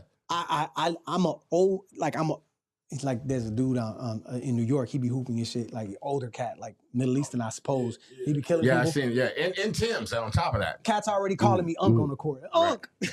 I'm like, for real? I didn't know I got Unk yet, but you know what I'm saying. But to touch back on Face, right? So I'm driving and shit, and I heard this beat, and it compelled me to really think about what I was gonna say this time. Like not just like, okay, here goes the first bar that came to mind. Let's put it in. But I actually was compelled to really consider what I had to say. And then my eyes, I started welling, like my eyes started welling with tears. And I started to say, it just needs to be real. Right. And I was like, observing myself, getting ready to like shed a tear with the realization that it just needed to be real. Not just like, oh, here goes these dope. Observe the skill craft of how I assembled these bars. Right. Right, there's that. There's that artistic point. But sometimes you just take a step back from all of the complexity and just make it real. Right. And it dawned on me, like, I knew it, but like it really dawned on me even more at that point in time. And I think there's something about that Tiny Desk that when Face does that, you like, man, this is somebody who has experienced perhaps what it is that he's trying to explain in his music. I never seen a man cry. Right, yeah. Man, right? There's something in the conviction. Pac, Humpty explained it, and it took me like 2-3 times watching it to really get it. He was talking about how Big comes from the sinus, you know, dun dun dun dun dun dun dun, and he talked about how his cadence was like jazz. Right. And I was like, okay. Then he was like, Pac, he's like, he got the Martin Luther King, like, I never dreamed. And I was like, yo. Yeah, something to think about. I was like, yo, I never thought about it that way. But the way he inflects his words and how it does have that inflection like how Martin Luther King would have. So like Martin Luther King reaches people with that cadence and inflection. And Pac has the ability to do that on particular songs. Sergio B says, salute to Prism, Chicago hip hop in the building. Yo, big shout out, Sergio. Spartacus, he The says, man with the writing art. is beyond therapeutic. There Yeah. are definitely magic in there. Taking an emotion, turning it into art, Yes. admiring its beauty, and feeling weightless after. Yes, sir. Definitely. He's absolutely correct because, again, one of the catalysts of me even beginning to write music was trying to express traumatic experiences. And I could tell you where I grew up and how I grew up and the fact that my parents weren't around, and that's kind of what I was writing about at the time. I was feral. Right. Because I was young and I had no guidance. I didn't have any what's the word I'm looking, mentor. Right. Nobody was gonna push me to go to school, educate myself. Like how you hear me talking and the articulation in which I speak, the level of intellect that I possess is something that I pursued. Right. Right. But nobody was there to push me to be better, greater, more. You know what I'm saying? So I do understand that I have fundamental building blocks that lack in my development as a young man into a man. Right. I'm aware of that. But being able to talk about these traumatic experiences through music was in fact therapeutic. Yeah. And it helped me to really deal with a lot of these things as it pertains to being feral. I had my hands on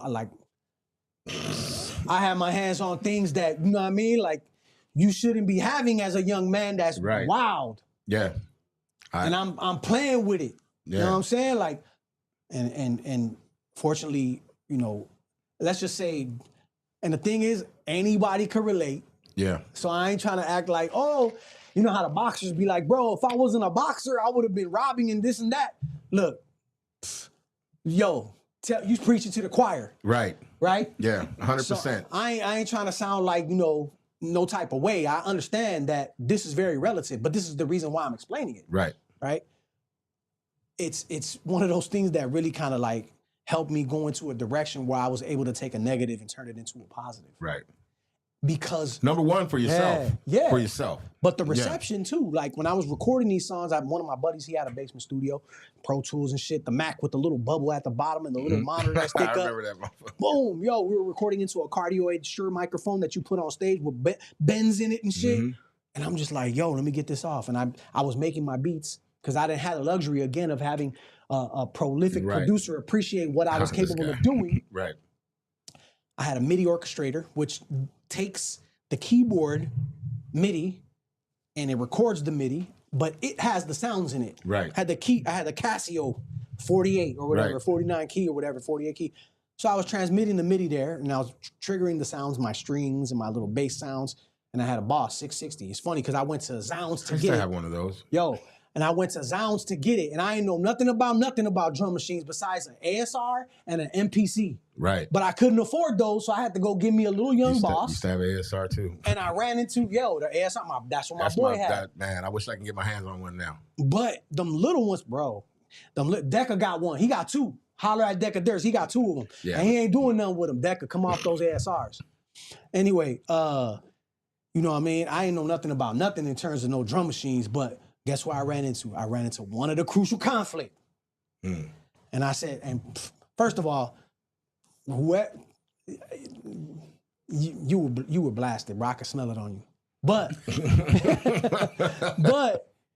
he was able to point me in the direction of the 660, and that's what I copped. I appreciate it. I don't regret it. I was able to build my little drums doing that. I used to play bongos as a kid, and I used to even take it all the way to Sub T while they did open mic, and I'd be playing to the point where when I was so broke, I had to put my stuff in the pawn shop that's next to Subterranean, and I come back to Subterranean. Cats were like, yo, where the bongos at? I felt bad. Right.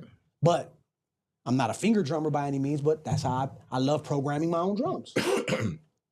Fanboy Podcast says, would you do a movie, make a movie in the future, and what kind of movie would it be?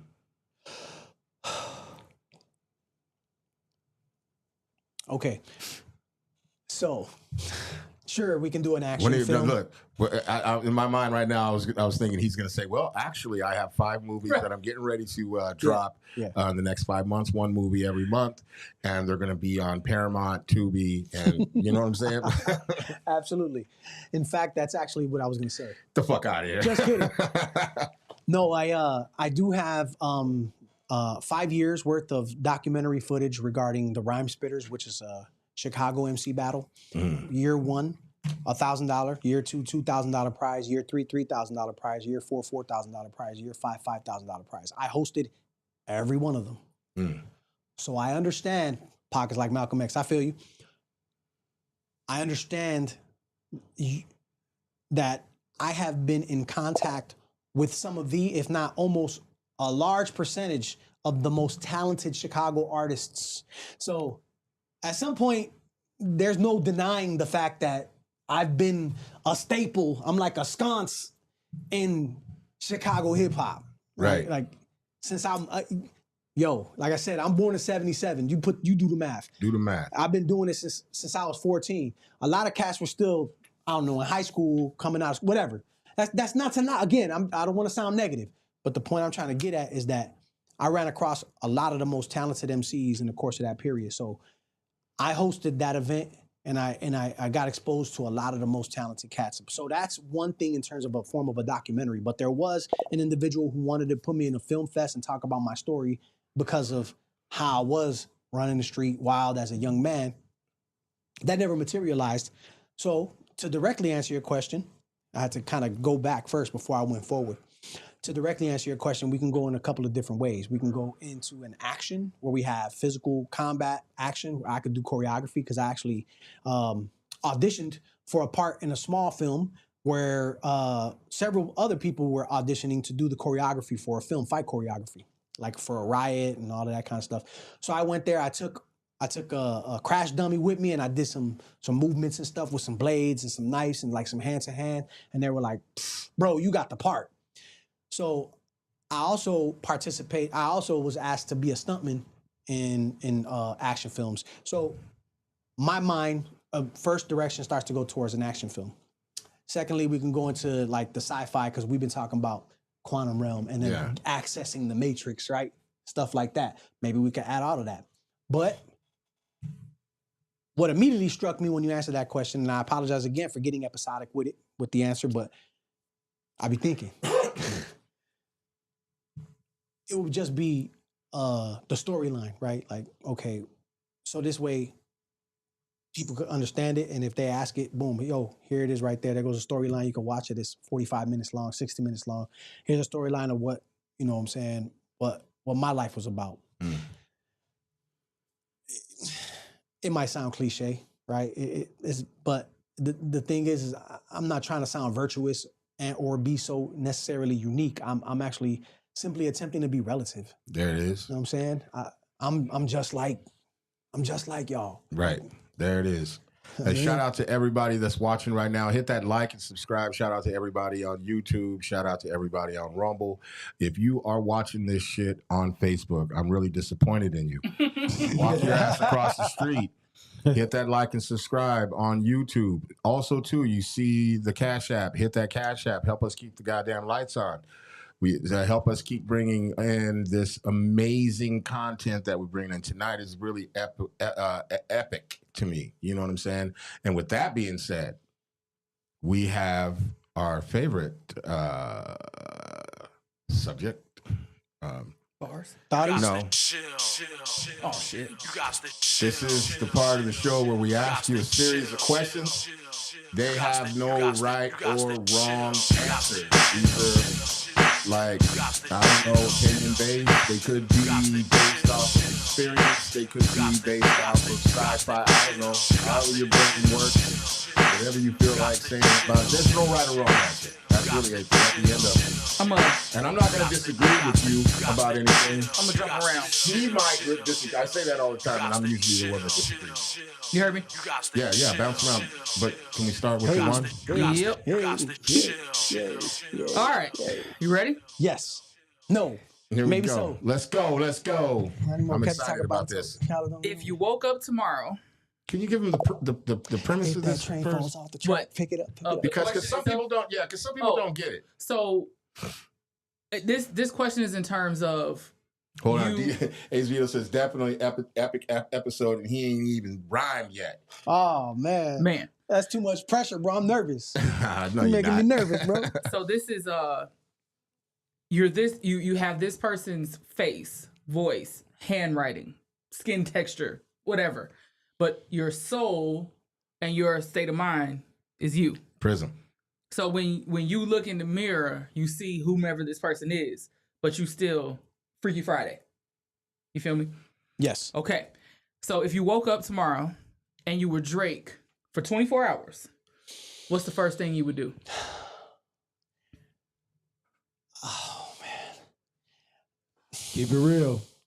He said keep it real. Keep it real. For whatever's in your heart, whatever you're trying to suppress, you just let it out. I don't know what that is, but I need it so bad. He looked like you want to say some crazy shit. Right. Go ahead. You're trying to hold back. You're like, my wife is watching. I showed y'all a song a little bit earlier about, you know, the whole creation. And then I talked about how people had their hands on hip hop that didn't really have, you know, a fucking clue. The best interest of hip hop. Right. So when I think Drake about for 24 hours. When I think about being that individual, the first time I heard this question asked, because I have heard it asked on this particular podcast, you guys came from left field on that one for me. I was like, yo, because he put me up on like, yo, I said, could I watch the format? And I saw the format was like, yo, lay back, we chilling. I'm with that. So I watched it. And I thought to myself, like, first of all, I couldn't be Drake. My first instinct was like, I would slap myself, wake up. and that is the first time we heard that one. And you know what? I'm not mad at that. However, when I heard the answer being answered, man, I'm gonna go spend all that bread. Right? I was like, okay, that makes sense too. Right. So, there's a logic. I'm speaking from a logical perspective as opposed to an emotional one. Right?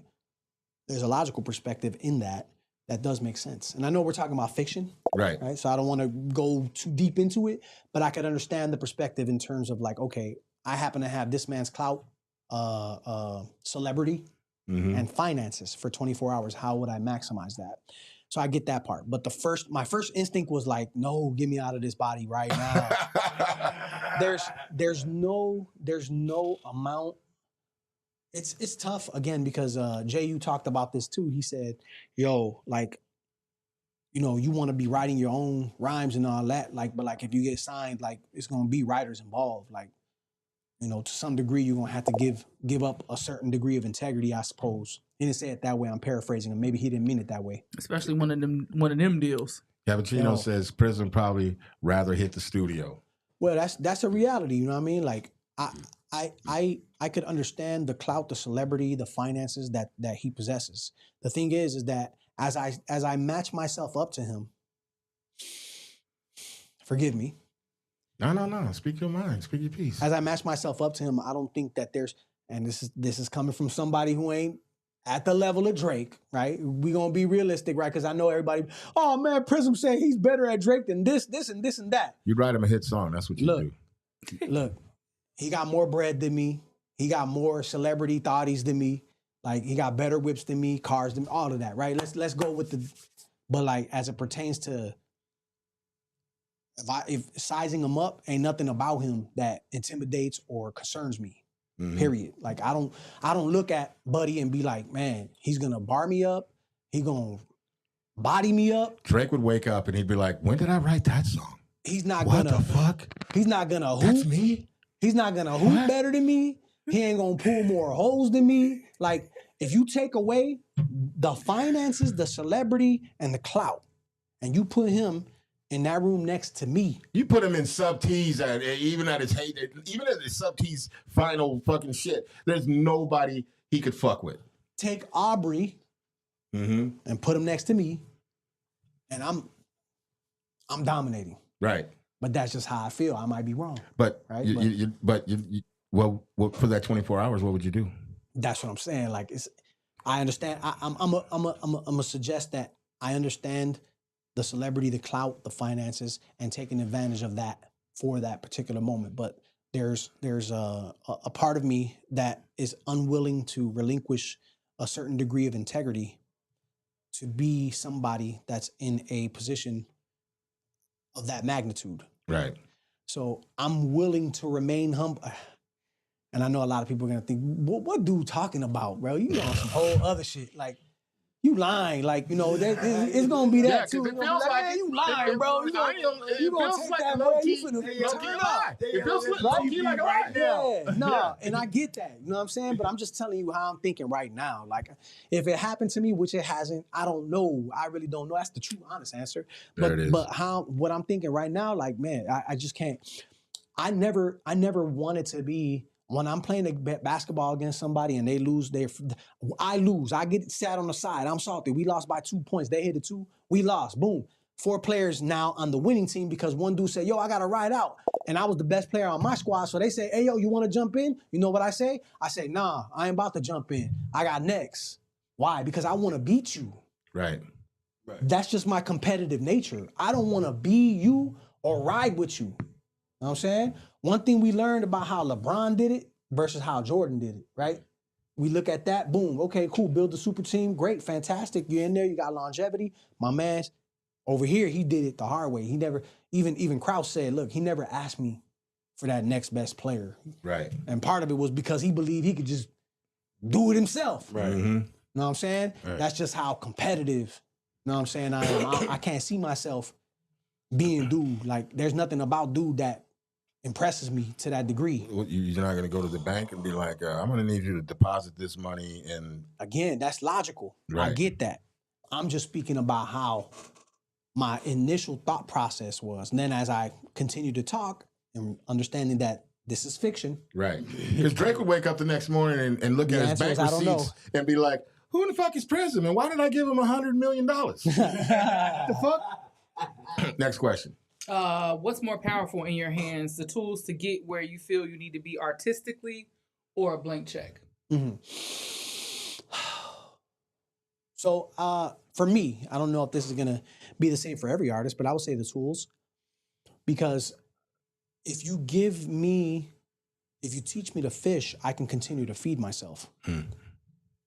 But if you just give me the fish, there's no guarantee that I can continue to feed myself, right? So like, I often think about opening the book on how to swim. But if you throw me in the water, I don't know how to swim. I'm glad you said that, because Right. one of the things that I've always looked for when somebody has answered that question, and they say, when people say the tools, or if somebody says, give me a blank check, because I'll buy all the tools, but do you know how to use them? Right. So it's not only like, what is it? Teach me how to fish, I eat forever. You know what I mean? Right. I think that's the analogy you were going to. Yes. Don't just give me the fish. Teach me how to fish, so I eat forever. If you give me the fish, I'm only eating for that moment. You know what I'm saying? So like, getting the blank check, that's cool, but you buy all this shit, And you do get know everything, to and then buy? what? And you don't know what the fuck to do. You see that happen quite often in hip hop. A motherfucker be given a blank check, basically, and say, here, but they don't understand, this is for your budget, this is for videos, this is for production, this is for this, that. They go out and they buy jewelry, they buy cars, they buy all this Happens other all the shit. time. Another sad story, another typical storyline that we're familiar with hearing. Mm-hmm. And again, this is subjective, because there are individuals that say, give me a blank check, and they can multiply. Right. Right. So they could 10x it. Right. Right. I'm coming from a perspective where I'm like, look, I want to know the nuts and bolts of it so that I can replicate it. Right. Right. I want it to be replicable. I want to continue to develop and build it, evolve it. Mm-hmm. And if I had the tools, which to some degree I do, which is the reason why I've been able to create the catalog that I have.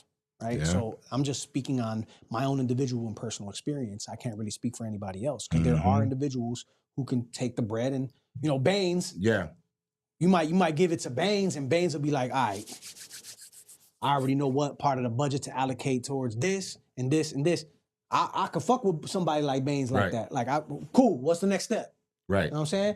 I'm willing to be a team player in that aspect, as opposed to wanting to always be the one that's like in the lead. Sometimes you lead, sometimes you can follow, but you Right. learn. You know what I'm saying? Next question. I like that answer. Viral or slow grind? I'm sorry, viral or slow grind? Mhm. I'm so I see how you mean that. Like, just blow up right away, Mhm. or like slow grind. So I'm living the reality that I'm living. It's been a slow grind. I mean, that's what it is. You know what I'm saying? I'm sure that, my significant other would love me to be viral immediately. right. Yeah, because to them, it's very similar to like, if I build some value to you about how cool this Mac is, or how this machine works, and you've sat with me for 20, 30 minutes, or how cool this iPhone is, and you go talk to your husband and you say, man, it's $500. I just want to get that iPhone. It's so cool. It does X, Y, Z. And you're trying to put all 25, 30 minutes of information that this person told you about how cool it is into a nutshell of 5 minutes. Your significant other is not going to grasp that. I like the analogy. Right? Right. You're not going to grasp all That's the that 15 value. minutes of fame. That type shit. All the value that was built in that particular item. Right. I have a real example. My significant other wants me to put a verse and a hook that I have for a song that has to do with current politics, and suggested that I might love and respect and loyalty. Yeah, okay, I got you. I don't want to digress. I'll touch back on that. It was suggested that I put this song out, and it was suggested that this particular clip might go viral because I'm talking about current times and current politics. And I said, okay, all right, cool. So what's the benefit of going viral right now? So I have to ask that question so I can get perhaps a logical response. Right. So I say, okay, what's the benefit of going viral? Well, I mean, you're going to get a million, you can get 1 million views, and like, okay, what does that mean? Right? What does that mean? Okay, so there's a certain degree of popularity. Cool. Then what? Then what? What do? How do you take advantage of that moment? Right? How do you create the sales funnel to be able to corral people in? Yeah. to the next step, right? Mhm. Okay, I got to get them somehow to engage Right. with my music, with my videos, with my apparel, which I happen to have one of the shirts on right now. How do I get them to engage? If not, then all for nine. Oh, yeah. What do I want the We've popularity seen for? that happen. But Yeah. that perspective, I like that perspective way better than the latter, because mostly in the negative sense, it's like, well, you're scared, or you just couldn't, you mentally weren't prepared because you were lying to yourself about who you really were. Right. In Imposter syndrome. Right. In this sense, it's like, no, seriously, I get it. That shit will help me, but what the fuck? Like, literally, how do I quantify it? How do I make sure this goes over here and this goes over there, and I don't fuck it up, and we get longevity from it? And how do we capitalize on the audience? How do we keep them engaged? How do I keep pumping out product? Which way does it go? All that shit. And all that shit happens just like what we're doing here now. All that shit happens from the ground level. Yeah. And that's why I constantly, when we talk about, like, we talk about the podcast, the channel, and everything, and I always stress that there are things that are coming. And everything that's happening right now is preparing us every step of the way. And Absolutely. I've been through a lot of these doors before, but Yes. I was also kind of reckless. Not kind Sure, of, I was sure. a lot of reckless. Absolutely. Sometimes we're not ready. Yeah. Yeah. But I do understand what comes along with it. And as my whole team and our team together, like, as we take all these steps, I'm right there with them. I enjoy and I love seeing them thrive in these things, in these events and all this other stuff. And at the same time, I'm vicariously living through them, because it's kind of like crack for me. You know what I mean? Like, I get to revisit that feeling again. But at the same time, I'm learning from their experiences within that as well. You know what I'm saying? And we had someone who went viral and completely had a fucking meltdown. And not only did they have a meltdown, Too much to carry. yeah, for them, but also to the people that he surrounded himself about. And I had said that, Unfortunate. like, they didn't understand how to take that moment, just like you were saying, Yes. and make it last. Maximize it. Maximize the fuck out of it. You And didn't have the plan. I don't think that nigga even had 15 minutes. Like, No. it might have been 5 minutes, 30 seconds. You don't have the plan. You're not prepared. Right. You're not capable of taking advantage of the wave. The wave overrides you. So I had to explain. I said, listen, cool. Let's say it does go viral. Then what? Now here's where you have to deal with emotion through logic. So again, this goes back to what I was. Gems being dropped. And the right people in your corner too. Yeah. Yes. Because the person that we're talking about, his representation is watching the surface crack. And I don't give a fuck. Yeah. I'm just trying to figure out, okay, so when I'm gonna send you over here, I'm gonna send you over here. But I'm crying. Right. Hello? Yeah. But yeah, okay, so you gotta do that. Motherfucker. Like, this dude had a Like, I'm real locked in the bathroom. breakdown. Like complete Crying. insane. Yeah. Like, And I don't know what to do, Heat. I don't know. And this Like, motherfucker's like, well, on Tuesday, you gotta go, and it's like, like, and I get it. Most people are adults. But it's like, we're still human. You know what I'm saying? And like, sometimes motherfuckers just break, because it's just like, you've been doing it for a while, right? And you are so positive. But what happens if you're not? It's like, if you don't have the tools or the words to say, hey, I need help, you need somebody around you that recognizes something weird about you. What the fuck's going on? You know what I'm saying? Because maybe we need to take a beat. Yes. Because what the fuck are you gonna do for the team if you fucked up? Facts. Right. Like, I mean, seriously. That's another thing that's in this culture. I think that people are continuing to fuck up. No one insulates the money. You know what I'm saying? Oh man, it goes back to what he was talking about. Nobody fucking Jewelry, insulates the cars. money. It's like, Yo. this person is literally riding for an entire hood. Like, Yeah. literally. Yeah. Everybody's eating off of me. Yeah. If I just decide, fuck this, I'm going to a monastery tomorrow, all you motherfuckers is going back to the projects. Right. Yo, I want to talk to this point real quick, and I'm going to talk about this as a personal experience, but one that's relative to a lot of y'all artists out there. I know it. It has to be, because a lot of y'all nice, right? So it's not uncommon for friends, family members, acquaintances to contact you and wonder and ask you questions. Why haven't you tried this? Why didn't you do that? Why haven't you blown up? Why aren't you on the radio? Why aren't you? So now you have to think about what the expectation of people who really do believe in you have of you, And you got to kind of go down the whole gamut of why that's not it, or that's not it, or this is not it. That can right? also become self-destructive. Yeah. Yeah. So like I had a conversation again, literally today. The dude's like, man, what have you ever thought about doing NFTs? And I went down that road with him. Funny And he you was say like, that. man, why don't you Look at that. ever Shalingu coin. Ah, that's After you crazy. go I like viral. that. I like Yeah. that. I never thought about that. Never thought about that. That's interesting. Hey, let's go sit your ass down. Actually, let me take that back. My significant other brought that to my attention after going viral as an option. And I thought to myself, well, I was talking to this young man regarding NFTs and how that's relative to coin, is that there does have to be a certain degree of popularity to build a certain degree of equity in a particular NFT. In this case, sure, I'm prolific. Sure, a lot of people in Chicago know about me, and they're like, yeah, it's Prism. You know, you expect what you expect out of me when you hear me on the mic. You expect me to be good, decent, great. But that reach doesn't extend, you know what I'm saying? Like, and that's my issue right now is that I'm spinning a lot of plates on my own. I'm doing the graphics. I'm doing the album cover art. I might make the beat. You know what I'm saying? I'm writing the song. I got the hook.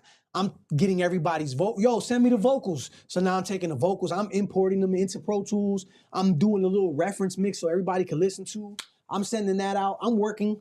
I work a regular job, right? So I could put a little bit of bread into sending that out to go get this done. And you know what I'm saying? I might have people help and sometimes they don't. So it's like, you know what I mean? Like it goes as slow as the pace can, as far as I could take it by myself to a certain degree. And I don't mean it's all done by myself because I get help from a lot of other talented people around me in terms of their artistic contributions. But I can't do it all, right? I can't. It's very difficult for me to create the content. Oh, I'm using AI to make this really dope visual thing and I've got it in a video editor and I'm chopping it up. Now I got to put fonts on there and throw some effects and make it look interesting and engaging because I'm trying to package the music to be more than just sound, but to be also visual to stimulate you on multiple planes. As well as having to hold it down on the microphone live. So when you see me, I live up to the expectation of being nice. Not to mention your everyday normal fucking life. Yo, then, oh yeah, by the way, I got one on my shoulder and one climbing on my leg at the same time. Like, oh man, I gotta hold up. And then, oh, you don't spend any time with me. Right? So, we got this going on now. So now, listen to this one song I wrote, babe. Here you go. It's a little bit about our experience, whatever, boom. But you know what I mean? Like it's a lot. It's a lot to spend, a lot of places to spend simultaneously. And I'm one thing about me is that I'm durable. Like I got stamina and endurance. Like I'm built.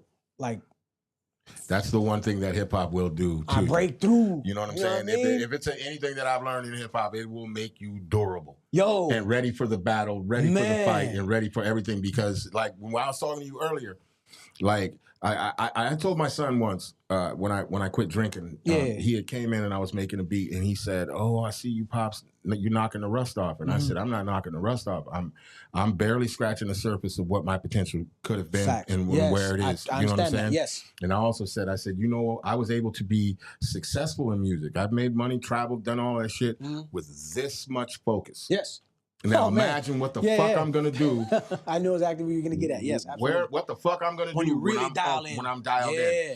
If you had this much, imagine if you had that much. Right. So my point is that hip hop made us durable.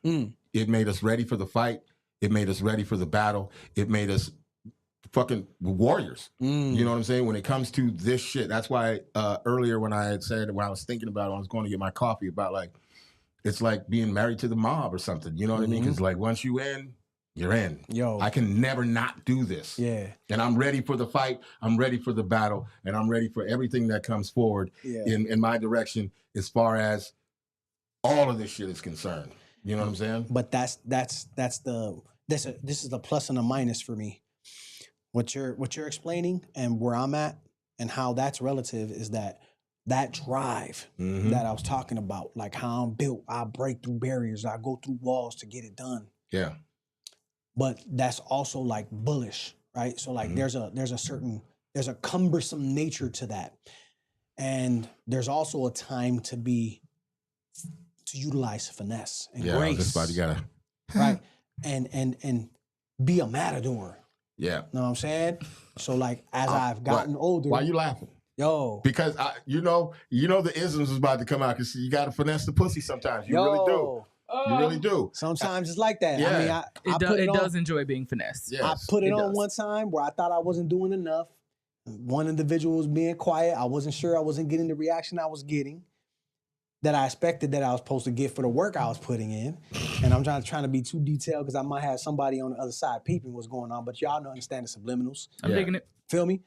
And the next day, yo, how was it? The follow-up call. Oh man, it was the worst experience. But what happened? It was too much. So I was like, man, I was like a bull in a china shop. Yeah. Yes.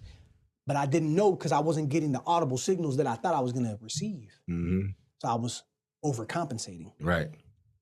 It's bad. Hey, and there is a lot of finessing that comes with this shit. You know what I mean? Because we got a lot of gatekeepers, and some gatekeepers. Nice segue. You can bulldoze your way right in through it. Right? Yep. You know what I'm saying? Yeah. Other gatekeepers, you got to be like, hey man, you know what I'm saying? I wash your back, you wash mine. You know, hey, blah blah blah blah blah. You know what I'm saying? But at the end, I know where I'm headed, and I know what the end of that shit's gonna be. You know what I'm saying? Even if I gotta get the call the next day, like, you know, you was a bull in a china shop. Yeah. Okay, well, let me tone it. Let me take it back a couple of notches, and then let's hit restart, and let me do this shit again. And that's the tough part about where I stand is that, you know, if the time did come where something that did go viral, like, I believe I would have to rely on somebody with superior acumen than myself. And would you be willing to relinquish that control? Yes. Because that pride, that goes back into pride. Because again, look, I'm dissecting what you said earlier. You know, you're spinning all these plates. You got all this going on over here. Yeah. Next thing you know, you wake up, bam, you're viral. You're everywhere. News channels are calling you. Everything that you ever asked for and everything is not right there. Yeah. Are you willing to relinquish that control for somebody to say, hey, sit down for a second. Slow down. No. We're not doing that next. You know, even though in your mind, because you've been spinning these plates, now I'm going to kick this other plate up in the air and I'm going to grab another stick off the ground and I'm going to grab, you know, do you relinquish that contrul? It's a very good question, and I appreciate you putting it in the way you did because it allowed me to sit back for a second and kind of fast forward play the outcomes in my mind. And there are several foreseeable futures. Right. In terms of what I accept and how I accept it. So I'll simplify it to two. If I was younger, absolutely. Right. But at the stage of life that I'm in right now, I think you want what you want and you've invested in that idea. And it's a difficult thing because I often think about, and I apologize for having, again, to use this as an analogy, but like sometime I'm gonna turn a whole half of the audience away when I say this, but like, man, say somebody piece. I'm gonna say, a person as they get older, a woman waits for a man as they get older, and they think that they actually have more value when they don't, right?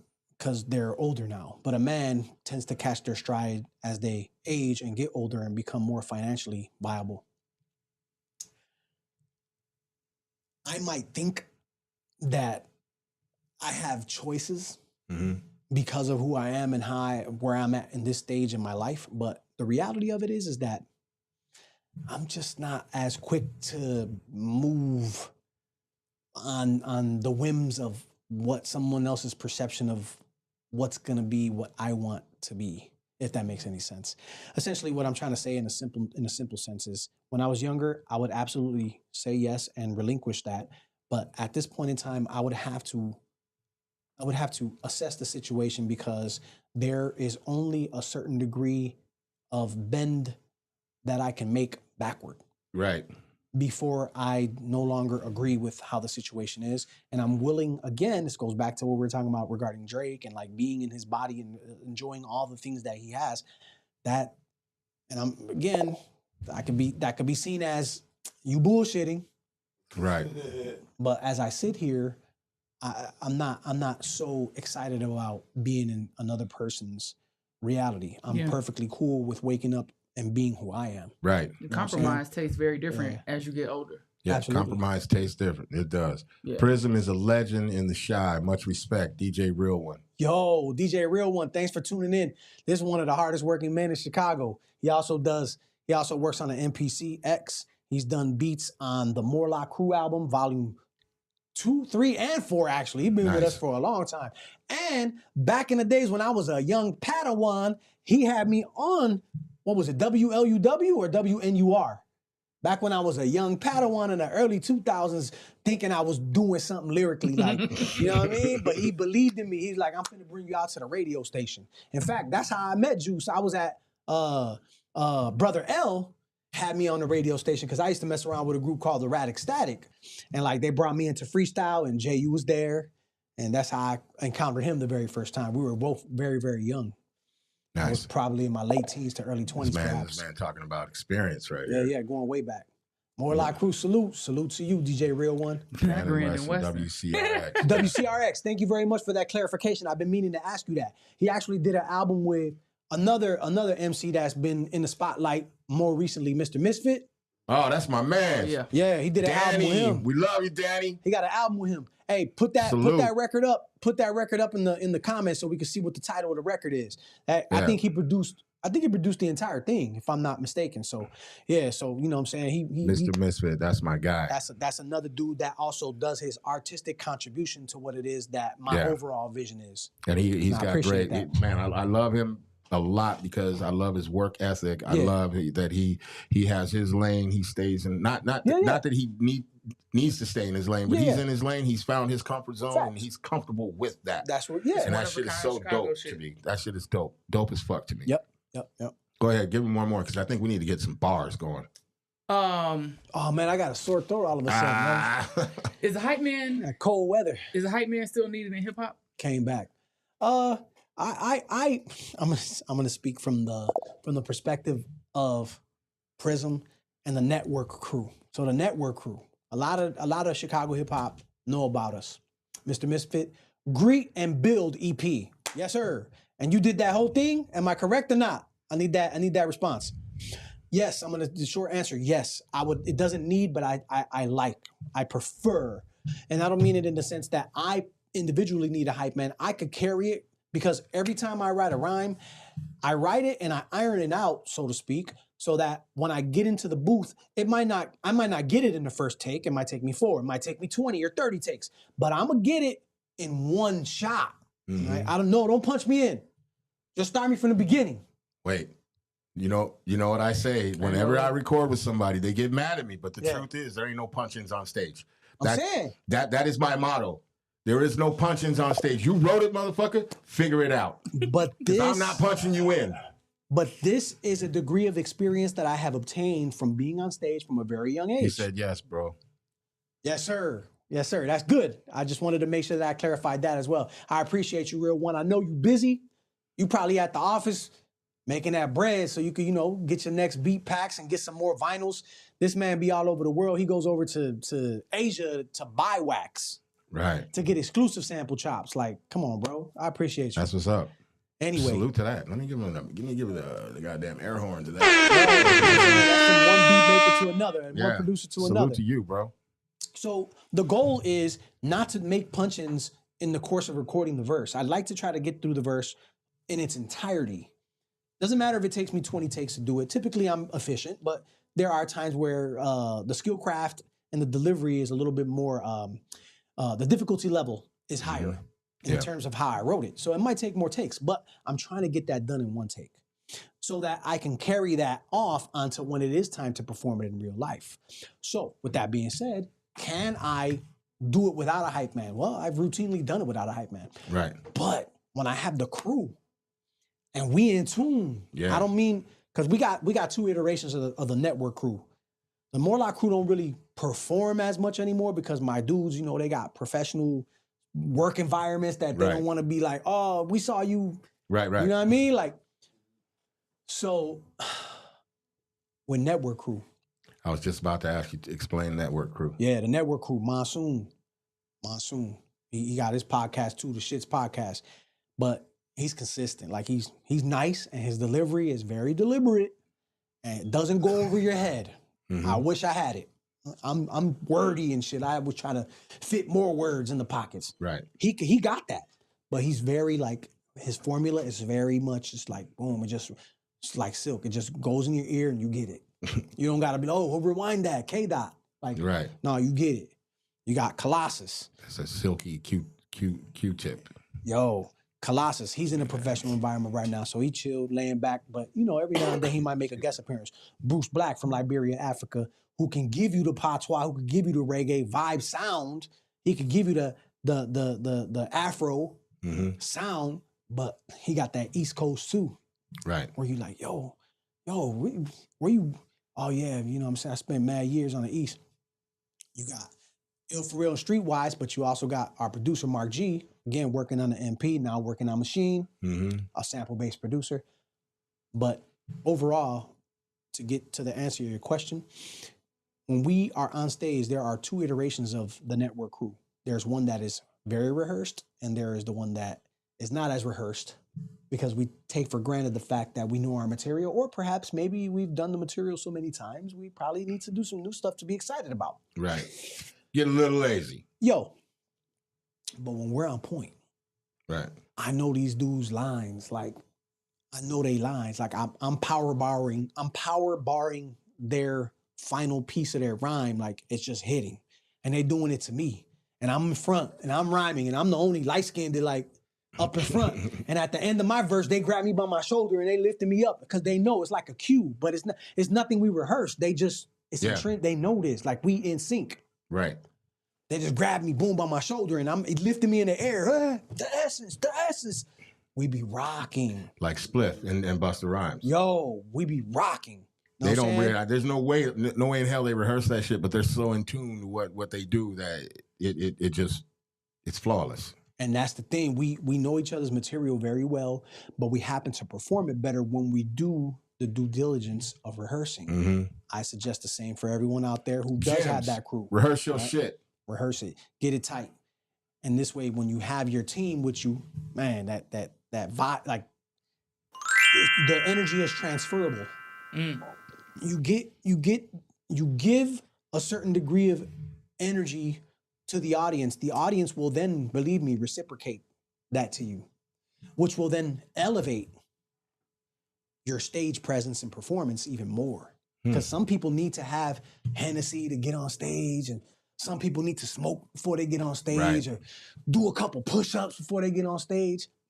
When I'm rehearsed, give me on stage. Like, now I don't need nothing else. I just need to go out there and rock. Because I'm chomping at the bit. I'm looking forward to ripping because I know that we put the work in and the show is tight. You know what I'm saying? Look at me now. I'm mad energetic. It's late. I woke up mad early. But when I talk about this, I'm very passionate about it. And I understand that when we get on stage with the ample preparation, that it's second to none. You know what I'm saying? When we're not so much. But at the end of the day, you can see my energy level as I am just speaking to you. So imagine during the live performance with 5 other people where there's not so much to focus on and a lot more to see. And 5 other people that have the same amount of energy ready to go. Speaking of ready to go. Hashtag bars. Speaking of ready to go.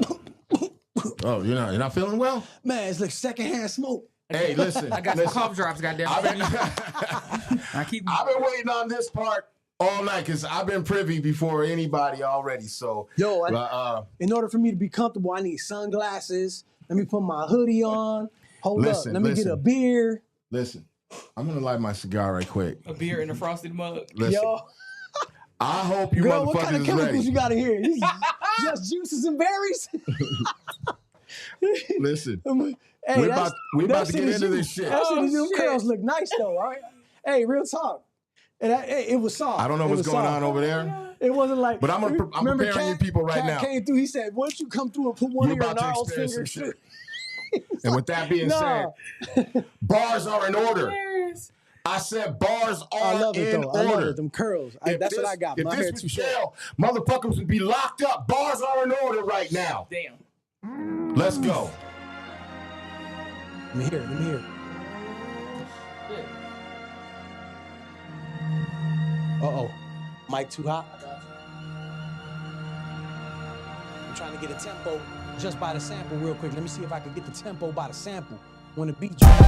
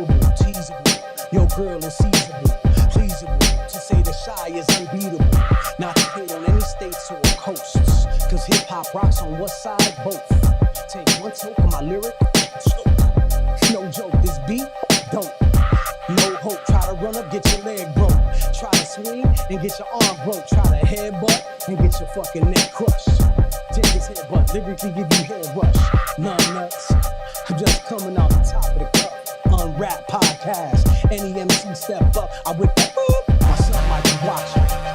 Post stop, come through. Yo, checking the clock. What time is it?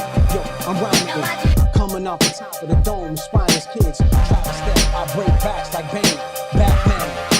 Cast you whack, man, off of the top. Freestyle straight up off the mental. Never incidental when I give y'all all credentials. On how I come off the top. You about to flip it, let's rock. I'm getting a little feedback, the mic is hot.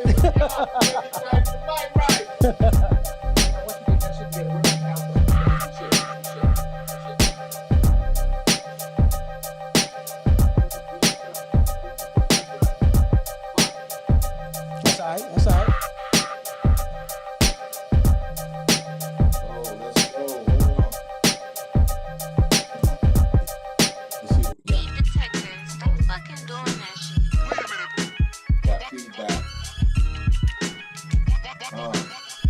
Yo,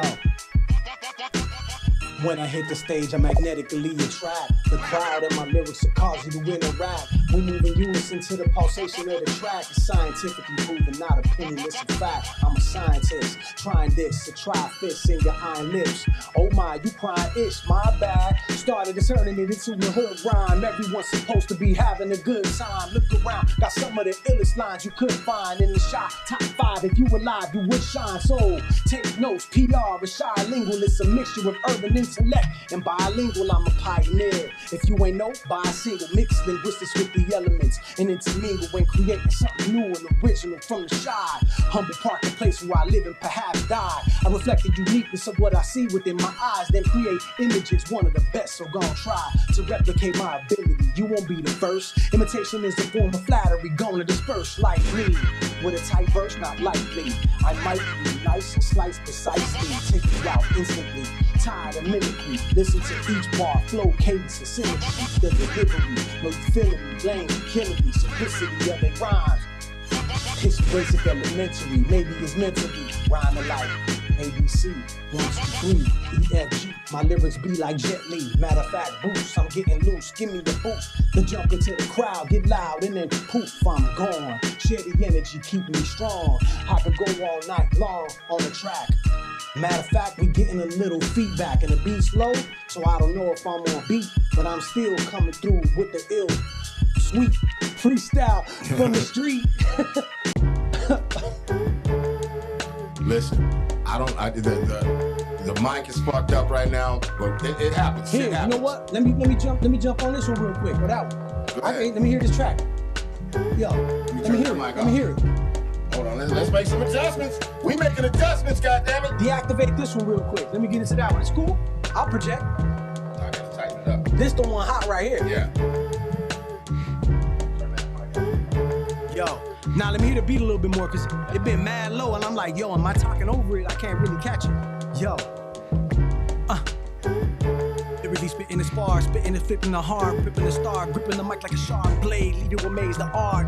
Pour like storm in the rain, you have been warned of the pain, going your brain, listeners going insane, splitting your juggling the fame, man. Into your bloodstream, you know I love when you scream, doing my thing, me and my team, the range, aim, steadily changing the game. Came, we taking it back, now you're under attack, you couldn't hack, cadence is over the track, fact, turn out you need to relax, you need to be slowing it up, witness me blowing it up, you ain't enough, you and your crew will get crushed to dust, tap if you ain't giving up. Play the deadly wit, the shame of my deadly wit, you steadily hit. Oh man, I can't hear the track, I know I'm falling off, but I'm on. Good. Right, cause the beat low.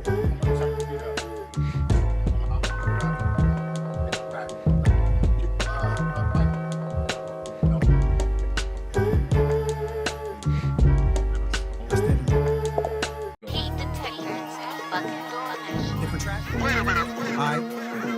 Humboldt Park, Cappuccino. Let's go. I'm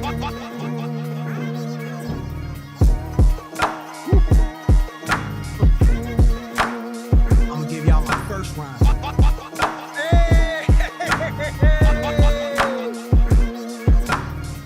Check it out, I get wrecked, better not disrespect it. And as I recollect it, the lingo will be reflected. Don't ever neglect it. You're wishing that you could be connected.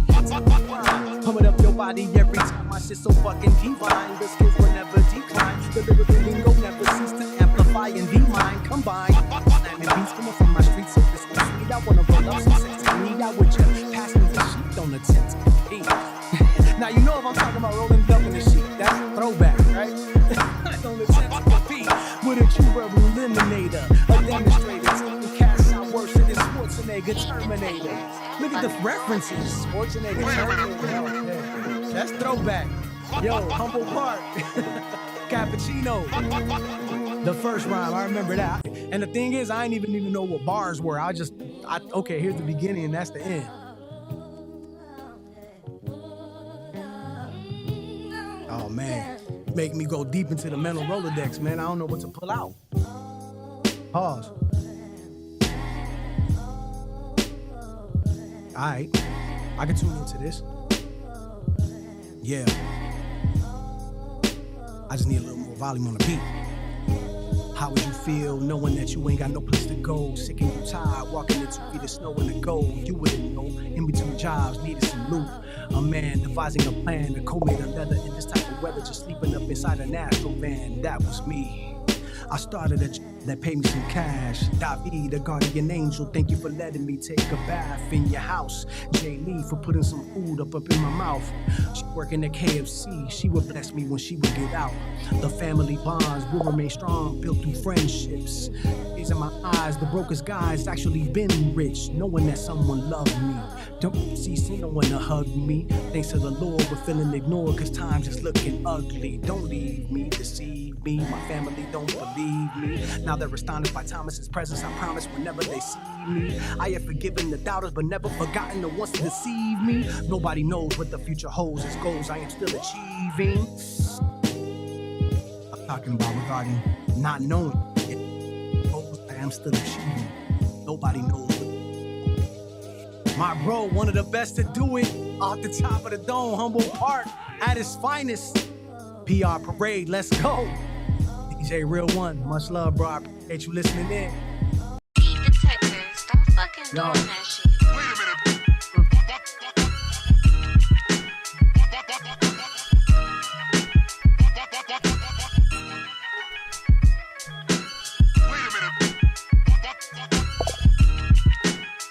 Got you, Alex.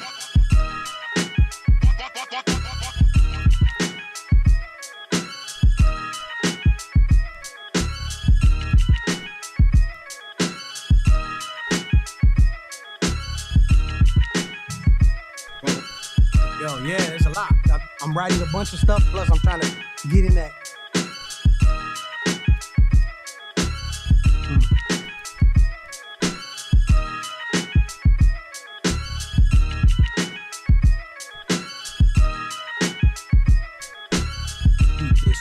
We giving you street shit.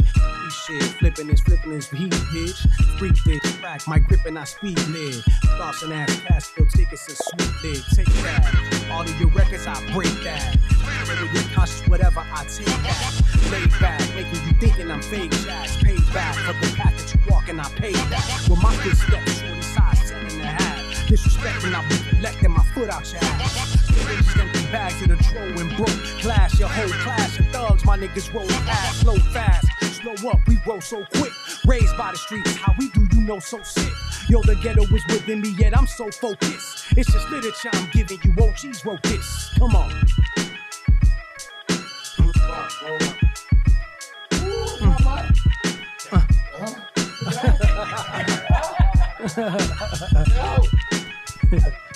Yo, He's like, where am I? Yeah, keep going. I rapped over the hook on accident, you know what I mean? I don't know if I there is no hook.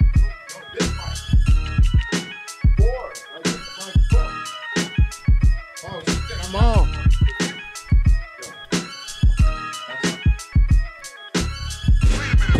Test. Yeah, we out of control, but we in this bitch. Let's go. All right. See what I can pull out of my ass, no dig. Feeling inspired. Let's go. Let's go. Come on, Heat. HD, let's get it. Let's get it. Come on. As I sit back and relax and maybe quote something, I think about these niggas that try to wrote something, write something. I sit back and just relax. I do my thing. You never see me fall back on rap. It's my whole shit. It's my whole clique. It's our whole bitch. It's just the whole house that I hold bit. Damn it. Goddamn, the mind is so focused. Niggas come around right now and I swear they get smoked, kid. This shit ain't no game. This shit's not for the lame. This shit's not for the thin skin. You come and you complain. All I got is game and nothing to be spit. You talk that shit, you better move real quick. Hold on. Let me gather my thoughts. Let me kick back, relax. I'm so excited. Sit next to my man. P.R.Ism in the building. P.R.Ism. Fuck around and get your whole shit split quickly. This the man, the myth, the legend. Representing Chi-Town, Humboldt Park. Don't stress it. It's like Reggie Weed. Giving headaches to all these MCs. I'm just playing games. I'm just talking shit. I'm just grabbing that mic right now because I'm into it. Gotta be born to survive in the city of Chicago. Where you won't succeed, si quieren hacer vago. Got you laid out like I'm Trinidad or Camacho. Cause you always thinking about getting high or borracho. Staggering, why you trying to step to this spana? Yo, you tripping, papa, cause you ain't really on nada. I kick your nalga, then I crack your respalda. Hip hop's my casa, don't be disrespecting my sala. Come test my skill, I'm bien entendido. Try to step to the cat in the park, ay bendito. God Listen damn up, it. loquito. You can leave enterizo or be the victim of my guiso. Laid on the piso, trust I'm not jugando. Didn't know what you was pensando. Your mommy's not here to hold your mano. Get your manos, style sweet like mango. She got me outside. You could be a part of my crew, background like Lando. Hey. Let's get it. Feeling it. Let's go. I love it when bars in the building. Yeah, let me rephrase that shit. Come on. I'm sitting behind bars, but my mind is free. They talk so much shit, but they ain't seen me in the streets. I really do this shit, man. It's not to play. They talk that game, they talk that shit, but I don't play. I spray real talk. I spray real bullets. I spray real isms. I ain't trying to prove it. I just do this shit. It's like top of the dome spitting. Niggas talk this shit, but they ain't really fucking listening. I just do what I do, and I just make the best of situations. Talk that shit. I'm without hesitation, but I'm not reactive. I only react with the gun, with the sparking, with the mic. I'm throwing back. I'm an old throwback. They call me Unc when I spit, but I don't give a goddamn cause they ain't walk like how I live. Shit is real. It's all up real in the field. They talk this shit now, but they ain't feeling how I feel. Goddamn, P.R.Ism is real. It's electric side. You better understand the kill pop, the kill spot, the kill shit. It's bullseye when the motherfuckers see it. Goddamn, they got what's going on, and I don't understand how I'm flipping this whole song. It's a little bit, maybe a little Tupac vibe. Get the fuck live, all over live. But hold on, that's the old style, bringing it back. I drop the shit, and make sure it's hot on the track. They call me heat for a reason. This my season to make sure the whole shit got real seasoning. They ain't really get it till they bite it. They understand right now I ain't even trying to write it. It's off the top of the dome and daddy is home. I'm only good when I grab the top and grab the chrome. It's real in the field, like I said before in the last line. You understand, you in the last of the line. I'm up in the front, I'm doing what I do. I'm stumbling on my words, but keep doing what I do. Goddamn, I'm a little excited, a little too much coffee. Can't read, it's kicking my ass right now. HD. In the building. Listen, I'm here. Got me up here. I'm over here on coffee. I'm ready to fucking spit. I'm ready to make beats. Let's go. UNRAP is in the goddamn building. Let's go, baby. Hey, listen. Hold on. Listen for a second. Let me calm down for a second. Let me just breathe for a second. Can I breathe for a second? Yeah. All right. I think you earned it. Yeah. Listen. Real quick, bro. Let these motherfuckers know where they can find your music, where they can find all your shit, where they can get a hold of you, where they can get them goddamn features, where they can get on a track with you, where they can work with you, all of that shit. Give them everything. But wait, before you do, say it nice and slow. We got some slow people out there. They may not be able to read, write, or spell, so you might want to slow it just a taste. And use this mic. Broke down. Right back here at the UNRAP podcast. This is where you can find me. First and foremost, I want you to make sure that you let your people know, people that didn't get a chance to watch right now, they might be doing other things, to come back and review this episode is very important. It's also important that you share with at least one person. Yep. Like, subscribe, comment, hit that notification bell. That's key. You can find me on YouTube under P.R.Ism. Don't confuse it with Topic, because that's the one that the DSPs put up. P.R.Ism, right? That's my page. You could get all my music that's up and streaming at DSPs, which are hundreds of songs currently. Several, at least 15 albums. How many hundreds? Several hundred, near 300 albums. I need to count, probably over. If I don't, and this is not including interludes, intros, outros. Songs. You can find them on all the DSPs, Spotify, Apple, etc. However, where I'd prefer that you purchase them is from shylingual.com. CHI-lingual, LINGUAL.com. Shylingual.com. That's where you can find apparel. You can find the music. You can find other artifacts, and definitely you can find more information about how to communicate, contact with me regarding collaborations. I do songs for families. I do songs for marriages. I've done custom songs for birthday parties. I can do all of those types of things as well. So not just— He's a Renaissance man. Yes. Salute to that. Y'all heard him. Go to Shylingual.com. Shy-lingual.com. Shy. What'd you say? Shy-lingual.com. Lingual.com. Y'all heard it. Go pick that shit up. Go directly to him. Pick that shit up. Trust and believe. Shadow Master is in the building. Took you long enough, Neckel.